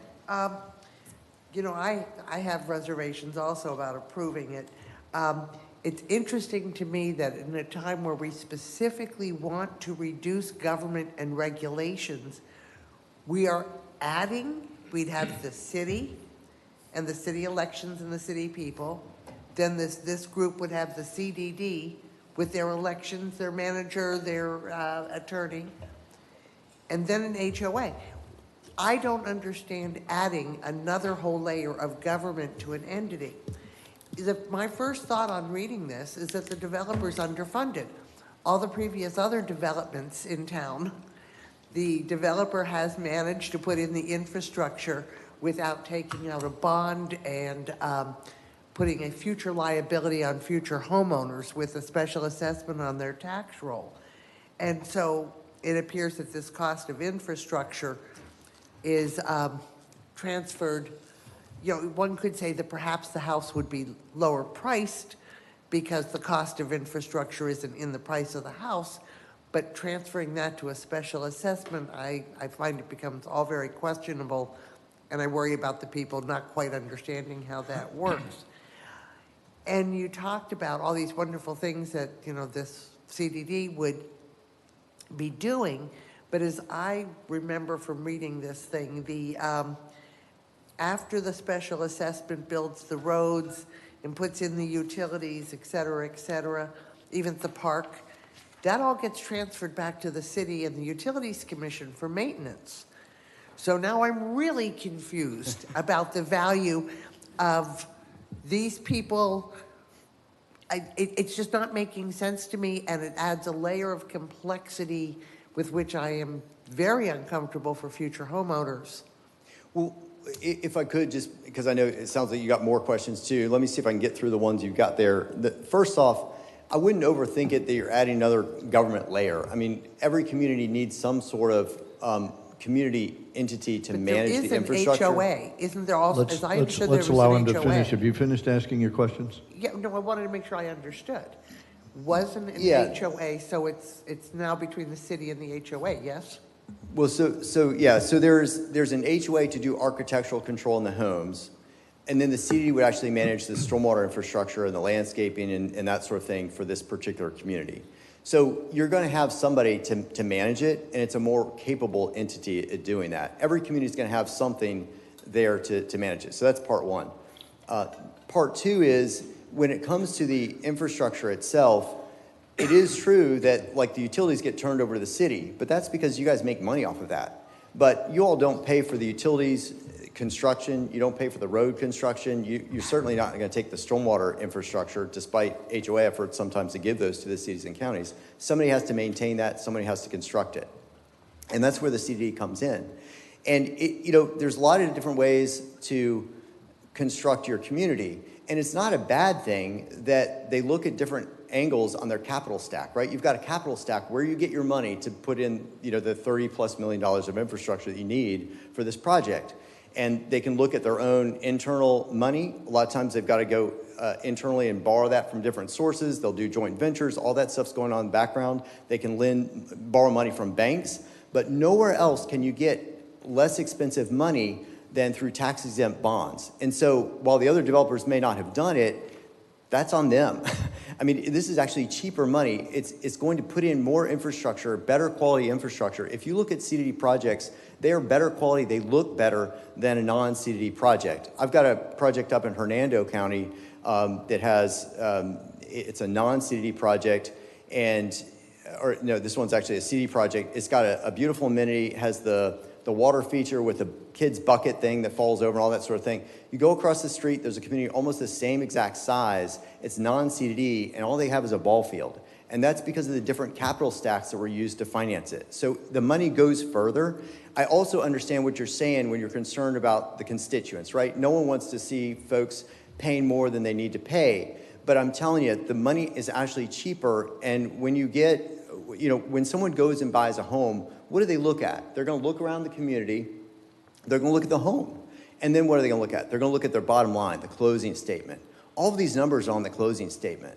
And so they can look on the closing statement, see, okay, here's my assessment from the city, here's my architectural fee for the HOA, and I'm willing to buy into this community. So the market takes care of itself in that regard. And so I think it really works. I don't think you have to be concerned about it. In fact, the biggest advocates, I was just down in Homestead not too long ago establishing a CDD, but the biggest advocates on that city board, you can go back and listen to the tape, were two of the women who lived in a CDD community because they said it helps us maintain our property values better. That was literally it's right off the tape. Appreciate you answering the question. You're also a good lobbyist. I'll put you on the clock if you do that again. Okay. Commissioner Ashley.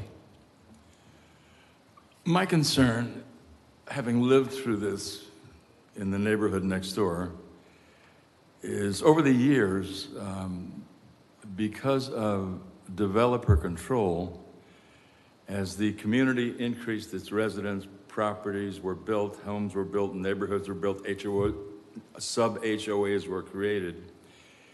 The developer, in my opinion, made unscrupulous business decisions that detracted from the quality of life of the community. I certainly don't mean that we live in squalor and things are bad, but the original plan of the community is nowhere, the current state of the community is nowhere near the original plan, not even close to it. And my concern is that from the vision of the, I guess, developer, and let's say it's Taylor Morrison in this case, how do they see Artesia Park fitting into the adjacent communities, and what would be their contribution to everybody, not only Artesia Park?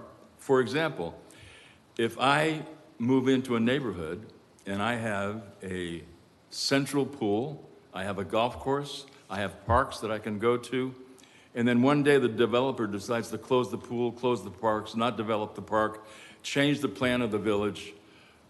Without citizen representation on the board, there is no recourse at all. Jason is right. It's not the city's fault. There's no recourse at all for the residents who have already purchased their homes inside this development. So that is my worry with Artesia Park. The 5 people that you have on the board, do they have the vision? Do they have the passion? Do they have the compassion for the residents that are going to be buying homes in that neighborhood? That's my concern. I have heard that question before. I think it's a good question. You can have that concern about a community that has no CDD and also a concern about one that has a CDD. The advantage for the CDD community is that the bond money is issued up front, So there's actually construction money up front sitting in not the developer's pocket, but in U.S. Bank or Regions Bank, a trustee bank that can only be accessed through a requisition process, processed by a manager, signed off by an engineer. And if there's a default or there's a problem, that money is there. And so the bondholders can step in, oversee the foreclosure. They can oversee the taking of the property from the developer, putting it back into productive use. And, you know, we all went through the Great Recession and we saw projects fail. Some were CDD, some were non-CDD. And what ended up happening is the CDD projects actually recovered more quickly because you're foreclosing a first priority loan, because you have money in the accounts. Not only is there money in the construction account, but there's also what's called a reserve account. And we use those reserve accounts money really to protect the bondholders and the project. The bondholders would take the property and then they would keep the landscaping watered. They would keep the amenity center open because they could use that reserve money for that. And they would pay for foreclosure costs to get it out of foreclosure more quickly and put it back into productive use. If you're concerned about the developer, I think every project you need to evaluate whether you've got a good developer or not. But you've got Taylor Morrison. I mean, they're a name brand. They're a national company. I think they're an excellent client to work with, and I think they're a good developer. And then you also have the CDD structure, which is a more powerful structure than an HOA project that doesn't have any of those advantages. This is my first meeting. This is my first meeting, so You're doing great. I could be a little late to the game here. Yes, sir. Have we observed a plan for this community that lays out what's where, what part is commercial, what part is residential? Do we have a 3D model someplace? No. The development Have we ever itself, requested a 3D model? Well, the development plan for at least the first phase, I think, has been approved. And I think construction has started. Staff can probably speak to the status of the project development. But again, we're not talking about the development itself. We're talking about who's going to manage the infrastructure and also a piece of the capital stack for the project, which doesn't really have anything to do with the development plan. So I would say those things exist, and you know, our planning team would probably will have those. Everybody's asked one but me. I haven't. Oh, you haven't? No. Go ahead, Yeah, Commissioner Green. So my question is about the end user and the buyer that's getting ready to buy into this new development. I've bought several new homes and brand new developments, and we've always had this situation at a certain percent, like a regular HOA gets turned over to us. I've never seen an assessment on a closing statement like that. So walk me through, as an end user, why I would want to buy a home in this development, what the extra fees would be for me versus an HOA. Mm-hmm. And how much, let's just take a $500,000 home. Walk me through what this $500,000 home costs, additionals, would be for this thing you're presenting versus a regular HOA. Sure. So there's a couple questions in there, and it all does show up in your closing statement, but there's two pieces to what a resident pays to the CDD. There's a part for the infrastructure component, and then there's a part for the operations and maintenance. The operation and maintenance is similar to what you'd see on an HOA because you're maintaining landscaping, you're taking care of the hardscape, landscape, the signs, all that sort of stuff, and that's going to be whatever it is on the HOA side or CDD side. There's also an administrative cost to running the CDD.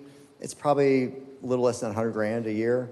That's spread over a number of different homes. If you had fewer than 250 homes, I wouldn't say do a CDD. But this is a big project, and there's enough homes to spread that minimal cost across. So you do have a little additional administrative cost. But again, it's all disclosed. That's the operation side and the administrative side. The debt component is it's just a piece of the capital stack. So what they usually do is the developer will look around and see what the market is in Volusia, and they'll say, okay, Crestwind to land is, and I don't know what the number is, but it's somewhere in this range, $30 a front foot. So maybe it's $1,500 a year spread over a 30-year period. So ultimately, that's probably $17,000 or $17,500, depending on the bond market at the time. So if you wanted to pay off your CDD assessment early, the debt piece, you'd pay $17,500.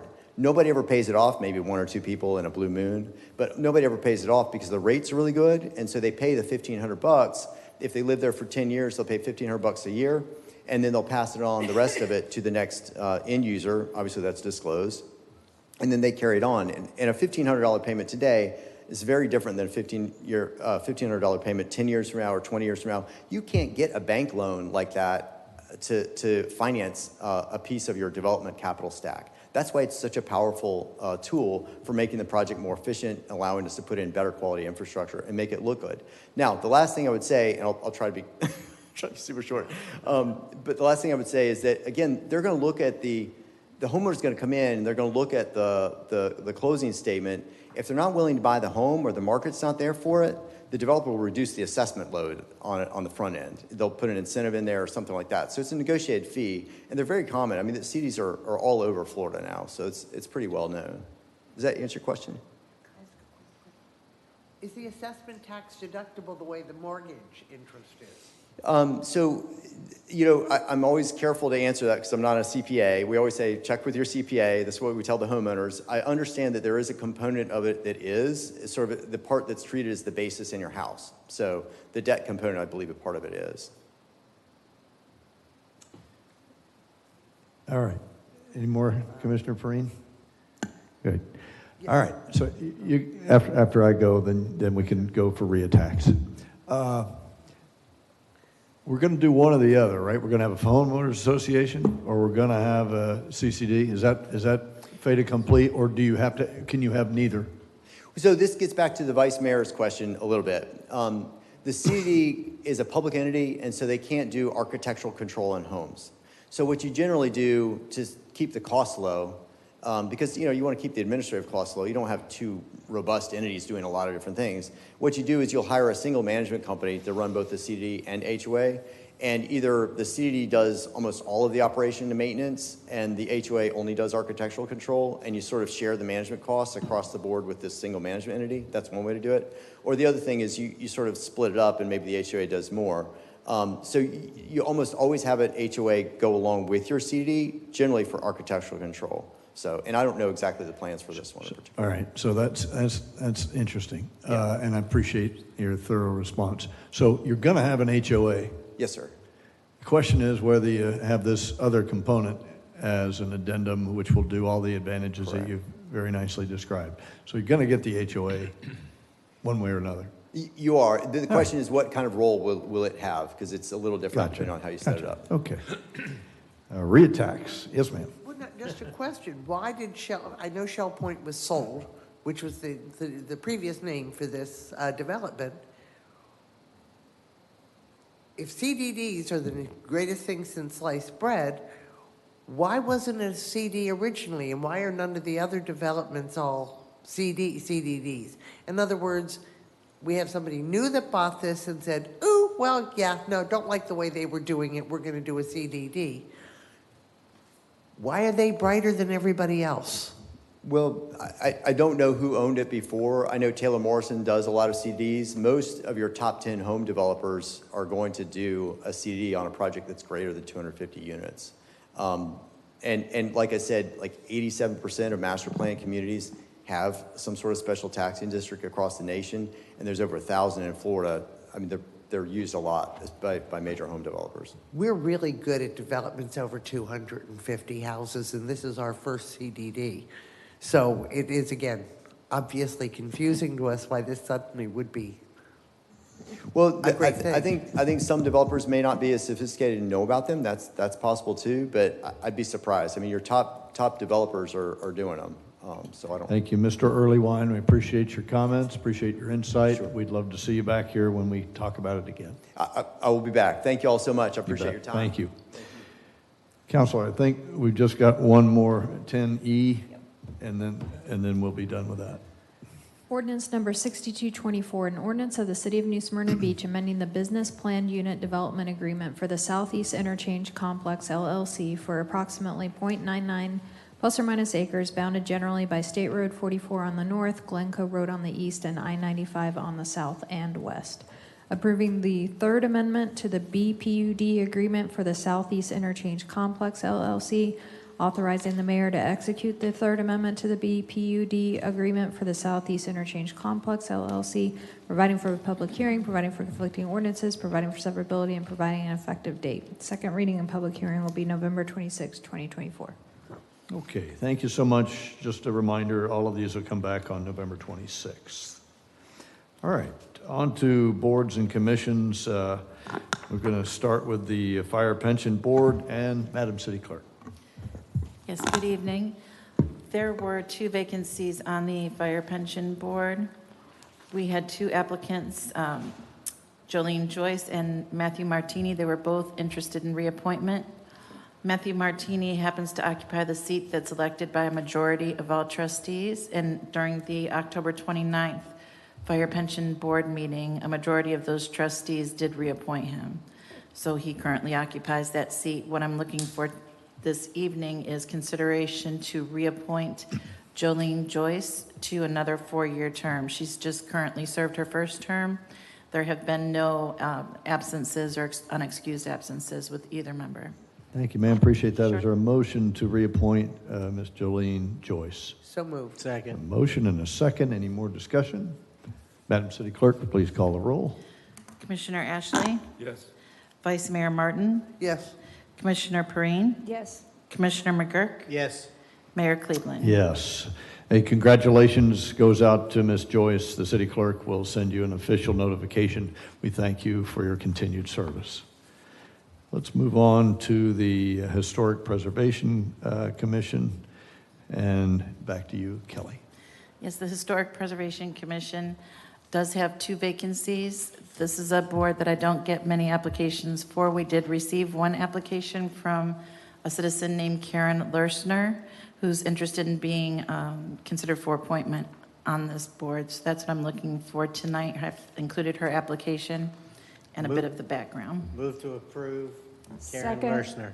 A motion and a second. Any further discussion? Madam City Clerk, please call the roll. Commissioner Ashley? Yes. Vice Mayor Martin? Yes. Commissioner Perrine? Yes. Commissioner McGurk? Yes. And Mayor Cleveland? Yes, congratulations, Ms. Lursner. The city clerk will send you an official notification. Thank you for your willingness to serve your city. And now on to item 11C, the Police Pension Board, and back to you, city clerk. Yes, there's 1 vacancy on the Police Pension Board.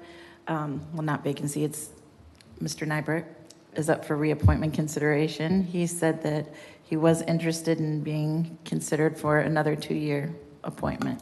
So that's what I'm looking for this evening. So moved. Second. The motion and a second. Anybody want to examine Mr. Nybert's brain? All right. No, I appreciate that for you stepping up, Ron. Madam City Clerk, please call the roll. Vice Mayor Martin? Yes. Commissioner Perrine? Yes. Commissioner McGurk? Yes. Commissioner Ashley? Yes. Mayor Cleveland? Yes. Thank you. Very good. Thank you very much. On to commissioner reports. Commissioner Ashley. I want to report that I had a good time tonight. Phenomenal. Commissioner Martin. Well, the motion I had wanted to make earlier was that while we would be considering contracts and various things in March, could we make a motion to make the salary adjustment now, just to make that parity? So I would like to make a motion to make the salary adjustment and with any merit increases or other increases entertained in March with the contracts and evaluations. So motion, is there a second? I second that. Okay, so we have a motion and a second. Let's have some specifics on that motion to increase to what? Now, I don't even remember the numbers because I thought that would be out. I thought this would happen much earlier, but I believe there were specific numbers, weren't there, in the packet that said what the adjustment should be to? There were 2 numbers, and I'm going to use round numbers because I can't remember the exact dollars. The information that was originally submitted to you as a part of the budget process by the city clerk was a salary of approximately $120,000. The information that was presented to you by the HR director, where she looked at Volusia County and averaged the municipalities in the county, that salary was approximately $112,000. So those are approximate numbers that you have. But I will say that when I look at just the three comparable ones, the lowest common denominator ones that I used for, all three positions, Daytona Beach was 147 roughly, Ormond Beach was 129, and Port Orange was 145 compared to New Smyrna Beach at 104. So I would say using comparable numbers, that 120 would be certainly within the range. Wait, hold on, slow down.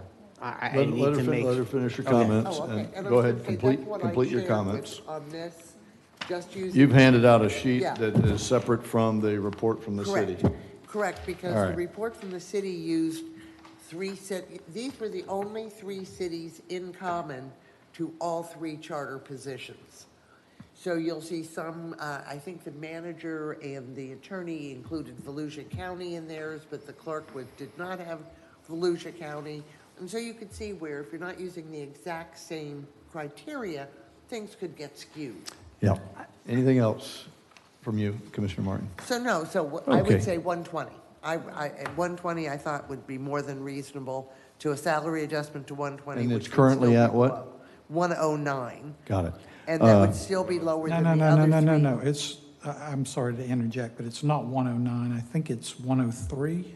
I'm sorry. Current it is- salary? You're right. I misread. It's roughly 104. It's 103,955. So, just a point of order, what we're going to do here is dissect the package, which is what we agreed to do. We were looking at it as a package, and now we're going to take each component. Will we next look at the vacation and next look at the severance, and each of this package be taken apart, and we'll do that tonight, I think. My motion was only. I understand what your motion is. It's dissecting the entire package into one component, ignoring the entire package, which you're famous for of doing. I want to know what the total cost is. So now, in this case, you'd like to only address one particular facet. It's non sequitur for me. That's my opinion, though. Anybody else with an opinion? I just think Yes, this is ma'am. wrong to do this in the commission reports. We don't do a first and we don't do a second during our commission reports to talk about something this important. And why are we even talking about salary? Let's just vote on even doing this, because my vote's going to be no. We shouldn't do this. We already had this vote earlier tonight. Thank you, This is ma'am. wrong. Appreciate that. Yes. Commissioner It's wrong. McGirt. So hold on. So we agreed to do this in March, to do all three. So my question to you is, what exactly are you wanting to accomplish tonight? No, the What's difference your was, motion? in March, we were going to analyze everything for all three. The request that the city clerk made was not an analysis of her entire packet, was not an analysis of her contract. It was simply a salary adjustment to reach any type of parity with comparable cities. So it's one component. Yes, it's one component, but that was the request made, was for a salary adjustment, not a complete reanalysis of everybody's benefit packages. And so I am trying to comply. And by the way, I had requested earlier to make a motion, and it wasn't followed through on. So, but anyway, so it wasn't that I wanted to do it in commissioner comments. So anyway, that's the point. It was responding only to the specific request was for a salary adjustment, and all of the other stuff has been added on to that one request. And I was trying to pare it down to the initial request. So correct me if I'm wrong. All the other stuff was relatively minor. Maybe the severance issue was significant in terms of what city clerk is asking for. The salary pay is the significant thing about the request of what we're looking at. Now, there's a difference between a salary adjustment for parity and a merit increase. Those are two very different concepts. I'm talking about an increase in her salary, and that's what I thought we were looking at. We've been provided information with, where she stacks up now. Kelly provided a form of what she thought her salary should be increased. HR also responded with a recommendation on where her salary should be at. And that is the meat and potatoes of the discussion, which is the salary increase. So and that's what we agreed to do in March with all three of the chartered members that we oversee. So if I'm understanding what you're saying is, you're saying, wait, let's just do that now, not in March. No, I'm not. And that's very much not what I'm saying, because I agree that all the packages should be looked at together. But for somebody, everybody's had cost of living and various things through the years, but both because I believe of her pay grade, and I think it would be interesting to see, and I have no opinion on whether the pay grade would be adjusted, and that's the way to do it. I don't have an opinion on that, because I just don't know enough about it. But for example, to reach parity, to even reach a base,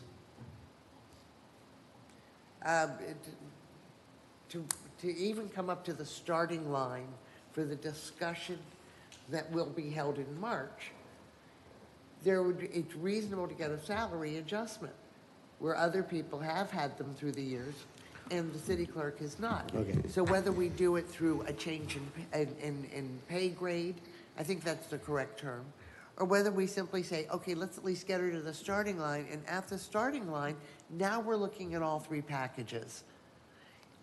Any further discussion? Yeah, hold on. I want to finish my thought on this discussion with Commissioner Martin. There's been a lot of back and forth. Let me tell you the way I interpret this.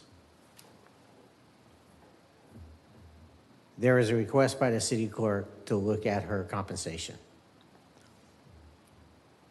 Commissioner Hartman said, I recommend that we do it all at the same time. And when our new city manager gets his 6-month review. And that seemed to be the flavor of the commission. And then it comes back before us with all three now, which I wasn't in favor of, in which both the manager and the attorney then said, not right now for us.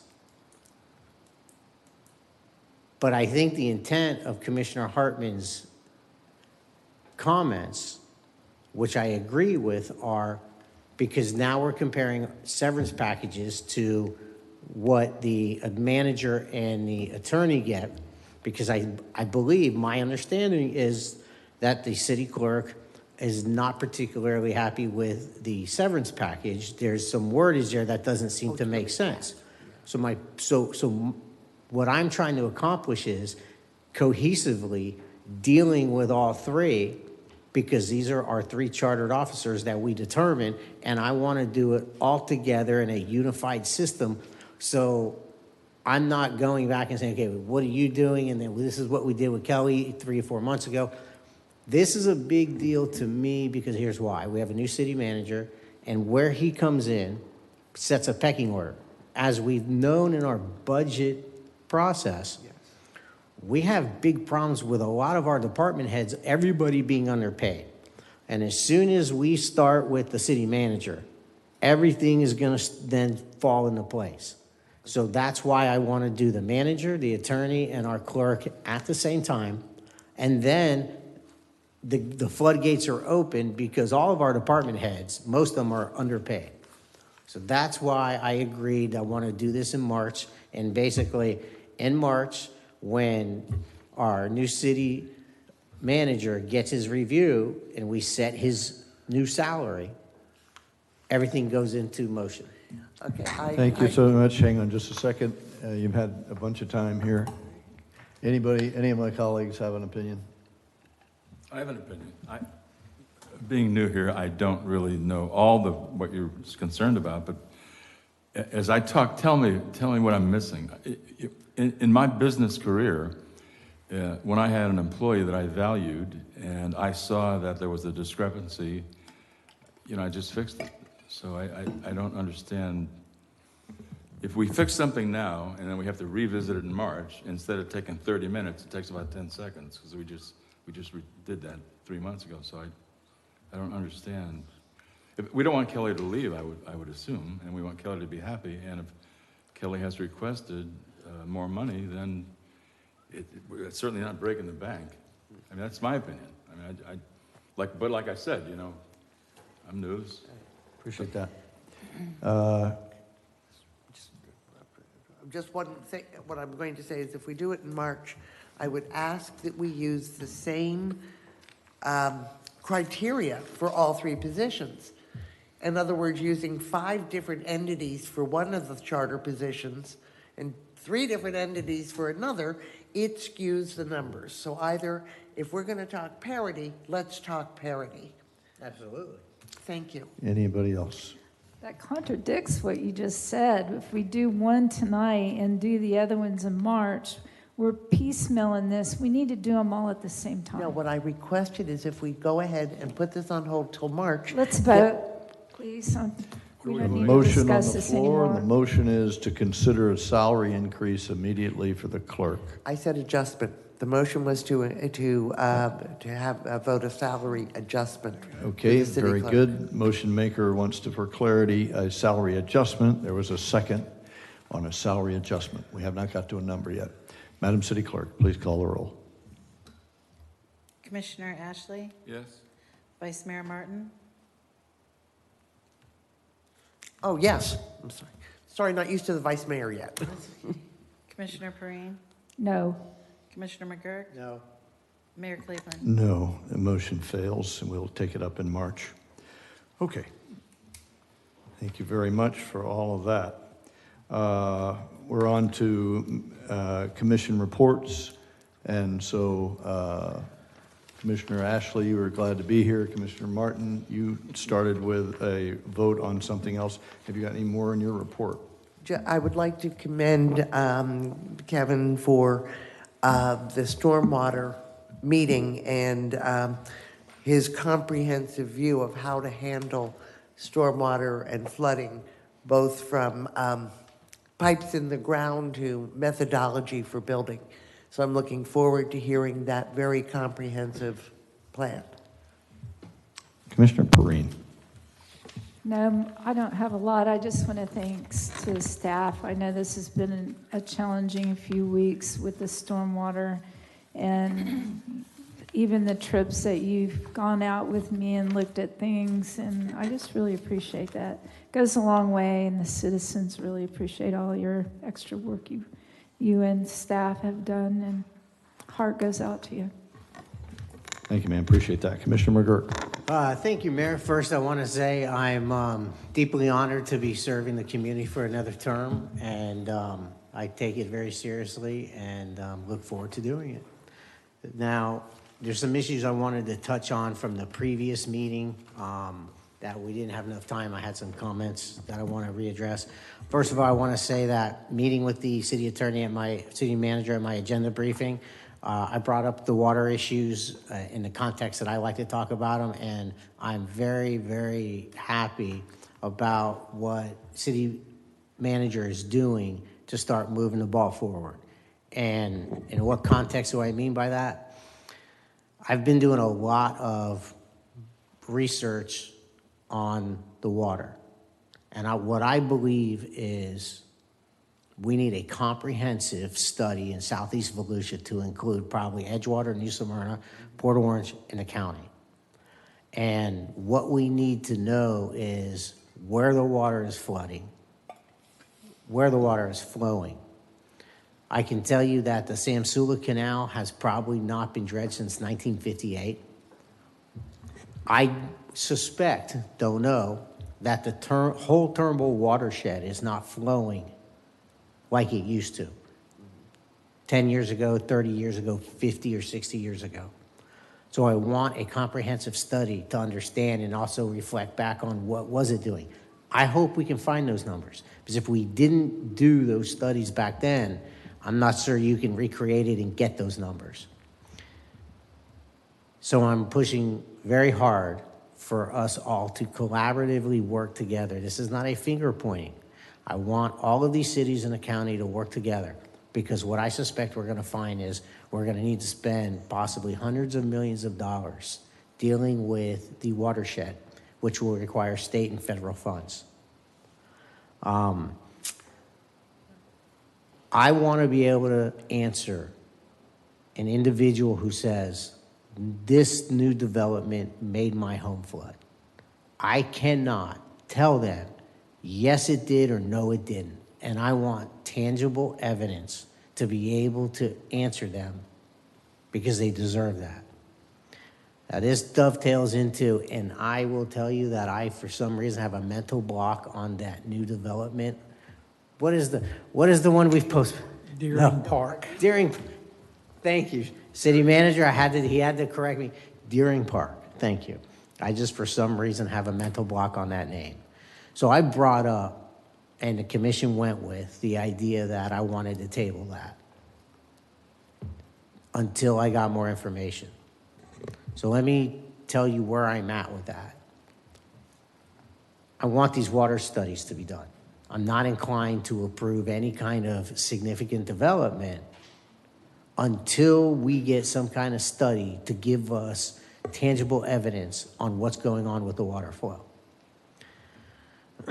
I'm also questioning where the experts get their information. So I want to be very clear on this. I want to know what information the experts are putting into their calculations to then give us as the evidence in our hearing. Because if it's not good evidence going in, it's bad evidence coming out. So that's where I stand, and I want everybody to know where I'm at with that. And I want to see some significant progress done on trying to understand what's going on with this water and why people have flooded twice in 2 years. I also wonder if that in itself can be some sort of evidence that there may be something going on. I'd also like to look at whether or not, so the Turnbull watershed that the voters agreed upon to be charged to purchase that property in surrounding areas of the Turnbull watershed. I would like to do one of two things in the future.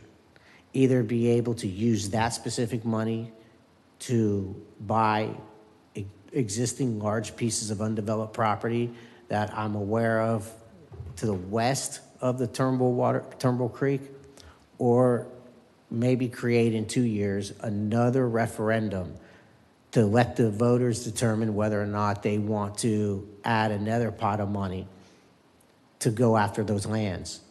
And I say that because the language was written very specific in that first bond, on where we can spend the money. And that was a good thing, because people were a little distrustful in governments and what we were going to do with the money. So we've done a great job, but I would like to possibly go after some other big areas of undeveloped land and consider a bond in 2 years.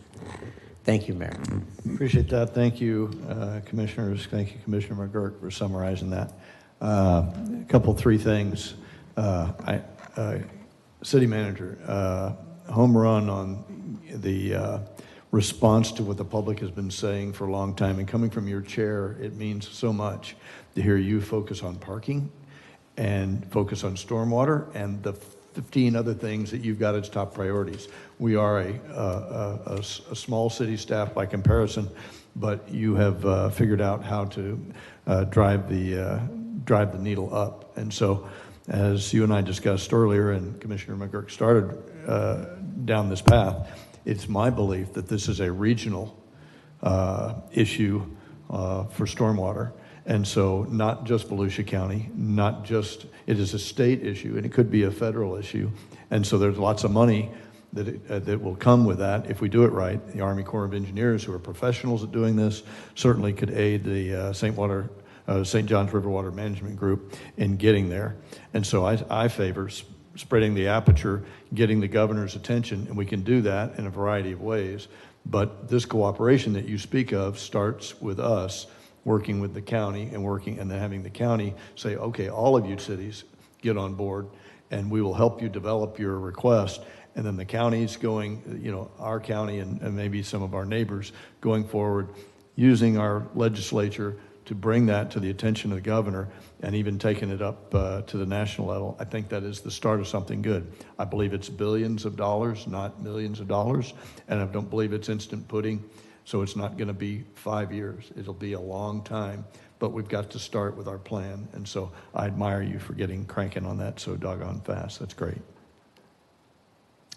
I too am delighted to have the confidence of the city residents to serve again. Amy and my commitment was that as long as this worked for the citizens of our community and as long as it worked for our family, we would continue to do that.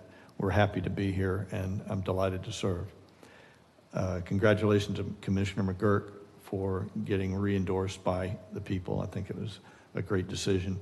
And to Commissioner Ashley, welcome aboard.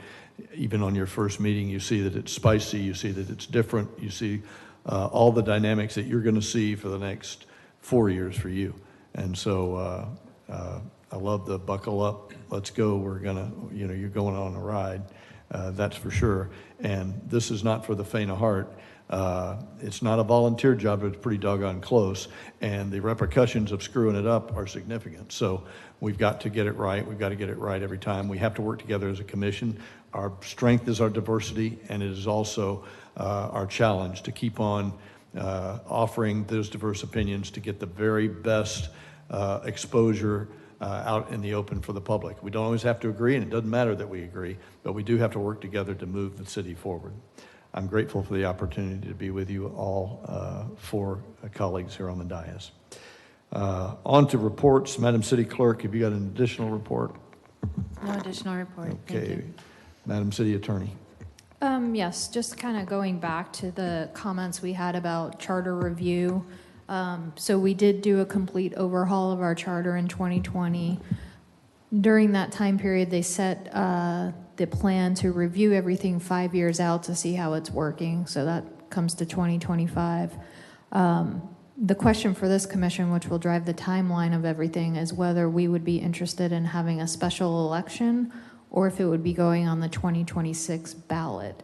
In 2019, we got some numbers that a special election cost would be around $28,000 if it were in person. Voting by mail was around 22. That was in 19 with a population of around 22,000. So I would expect with the price of mail going up, or we would need to get new numbers. But if you were conservative and just doubled it, you'd be looking around $50,000. So I would like to get, and maybe you guys just think about it, and I can find out before the end of the year what the will of the commission is. But that decision will kind of drive the timeline moving forward. So I'd appreciate, maybe I'll ask next meeting or December, whichever. Perfect. And Thanks that's all for the I have. insight. Did you have a question, Commissioner Martin? I wanted to say that I was on the Charter Review Committee last time, and it was a very, very, very rushed process, and it was also during COVID. And I would think it would be helpful to have a Charter Review Committee established as soon as possible to meet every couple of months to thoughtfully go through the charter and make decisions rather than having decisions that were functionally made for us. So, commission decision, the thought process was that in 2020, that was the complete overhaul, that this would be tune-ups and tweaks, but that's entirely up to you all. Right, and similarly, if I understand right, we could do it, the work ourselves, or we could Correct. You get don't a have to committee. have a commission. But just for the voting public, whatever that committee would come up with comes back to this commission. And then this goes out to the voters to be the final say-so. There's no... Yeah, you would decide what Sure. to move forward or not. Exactly. Okay, thank you. Mr. City Manager, Nothing further, sir. thank you. Anything further? We're adjourned.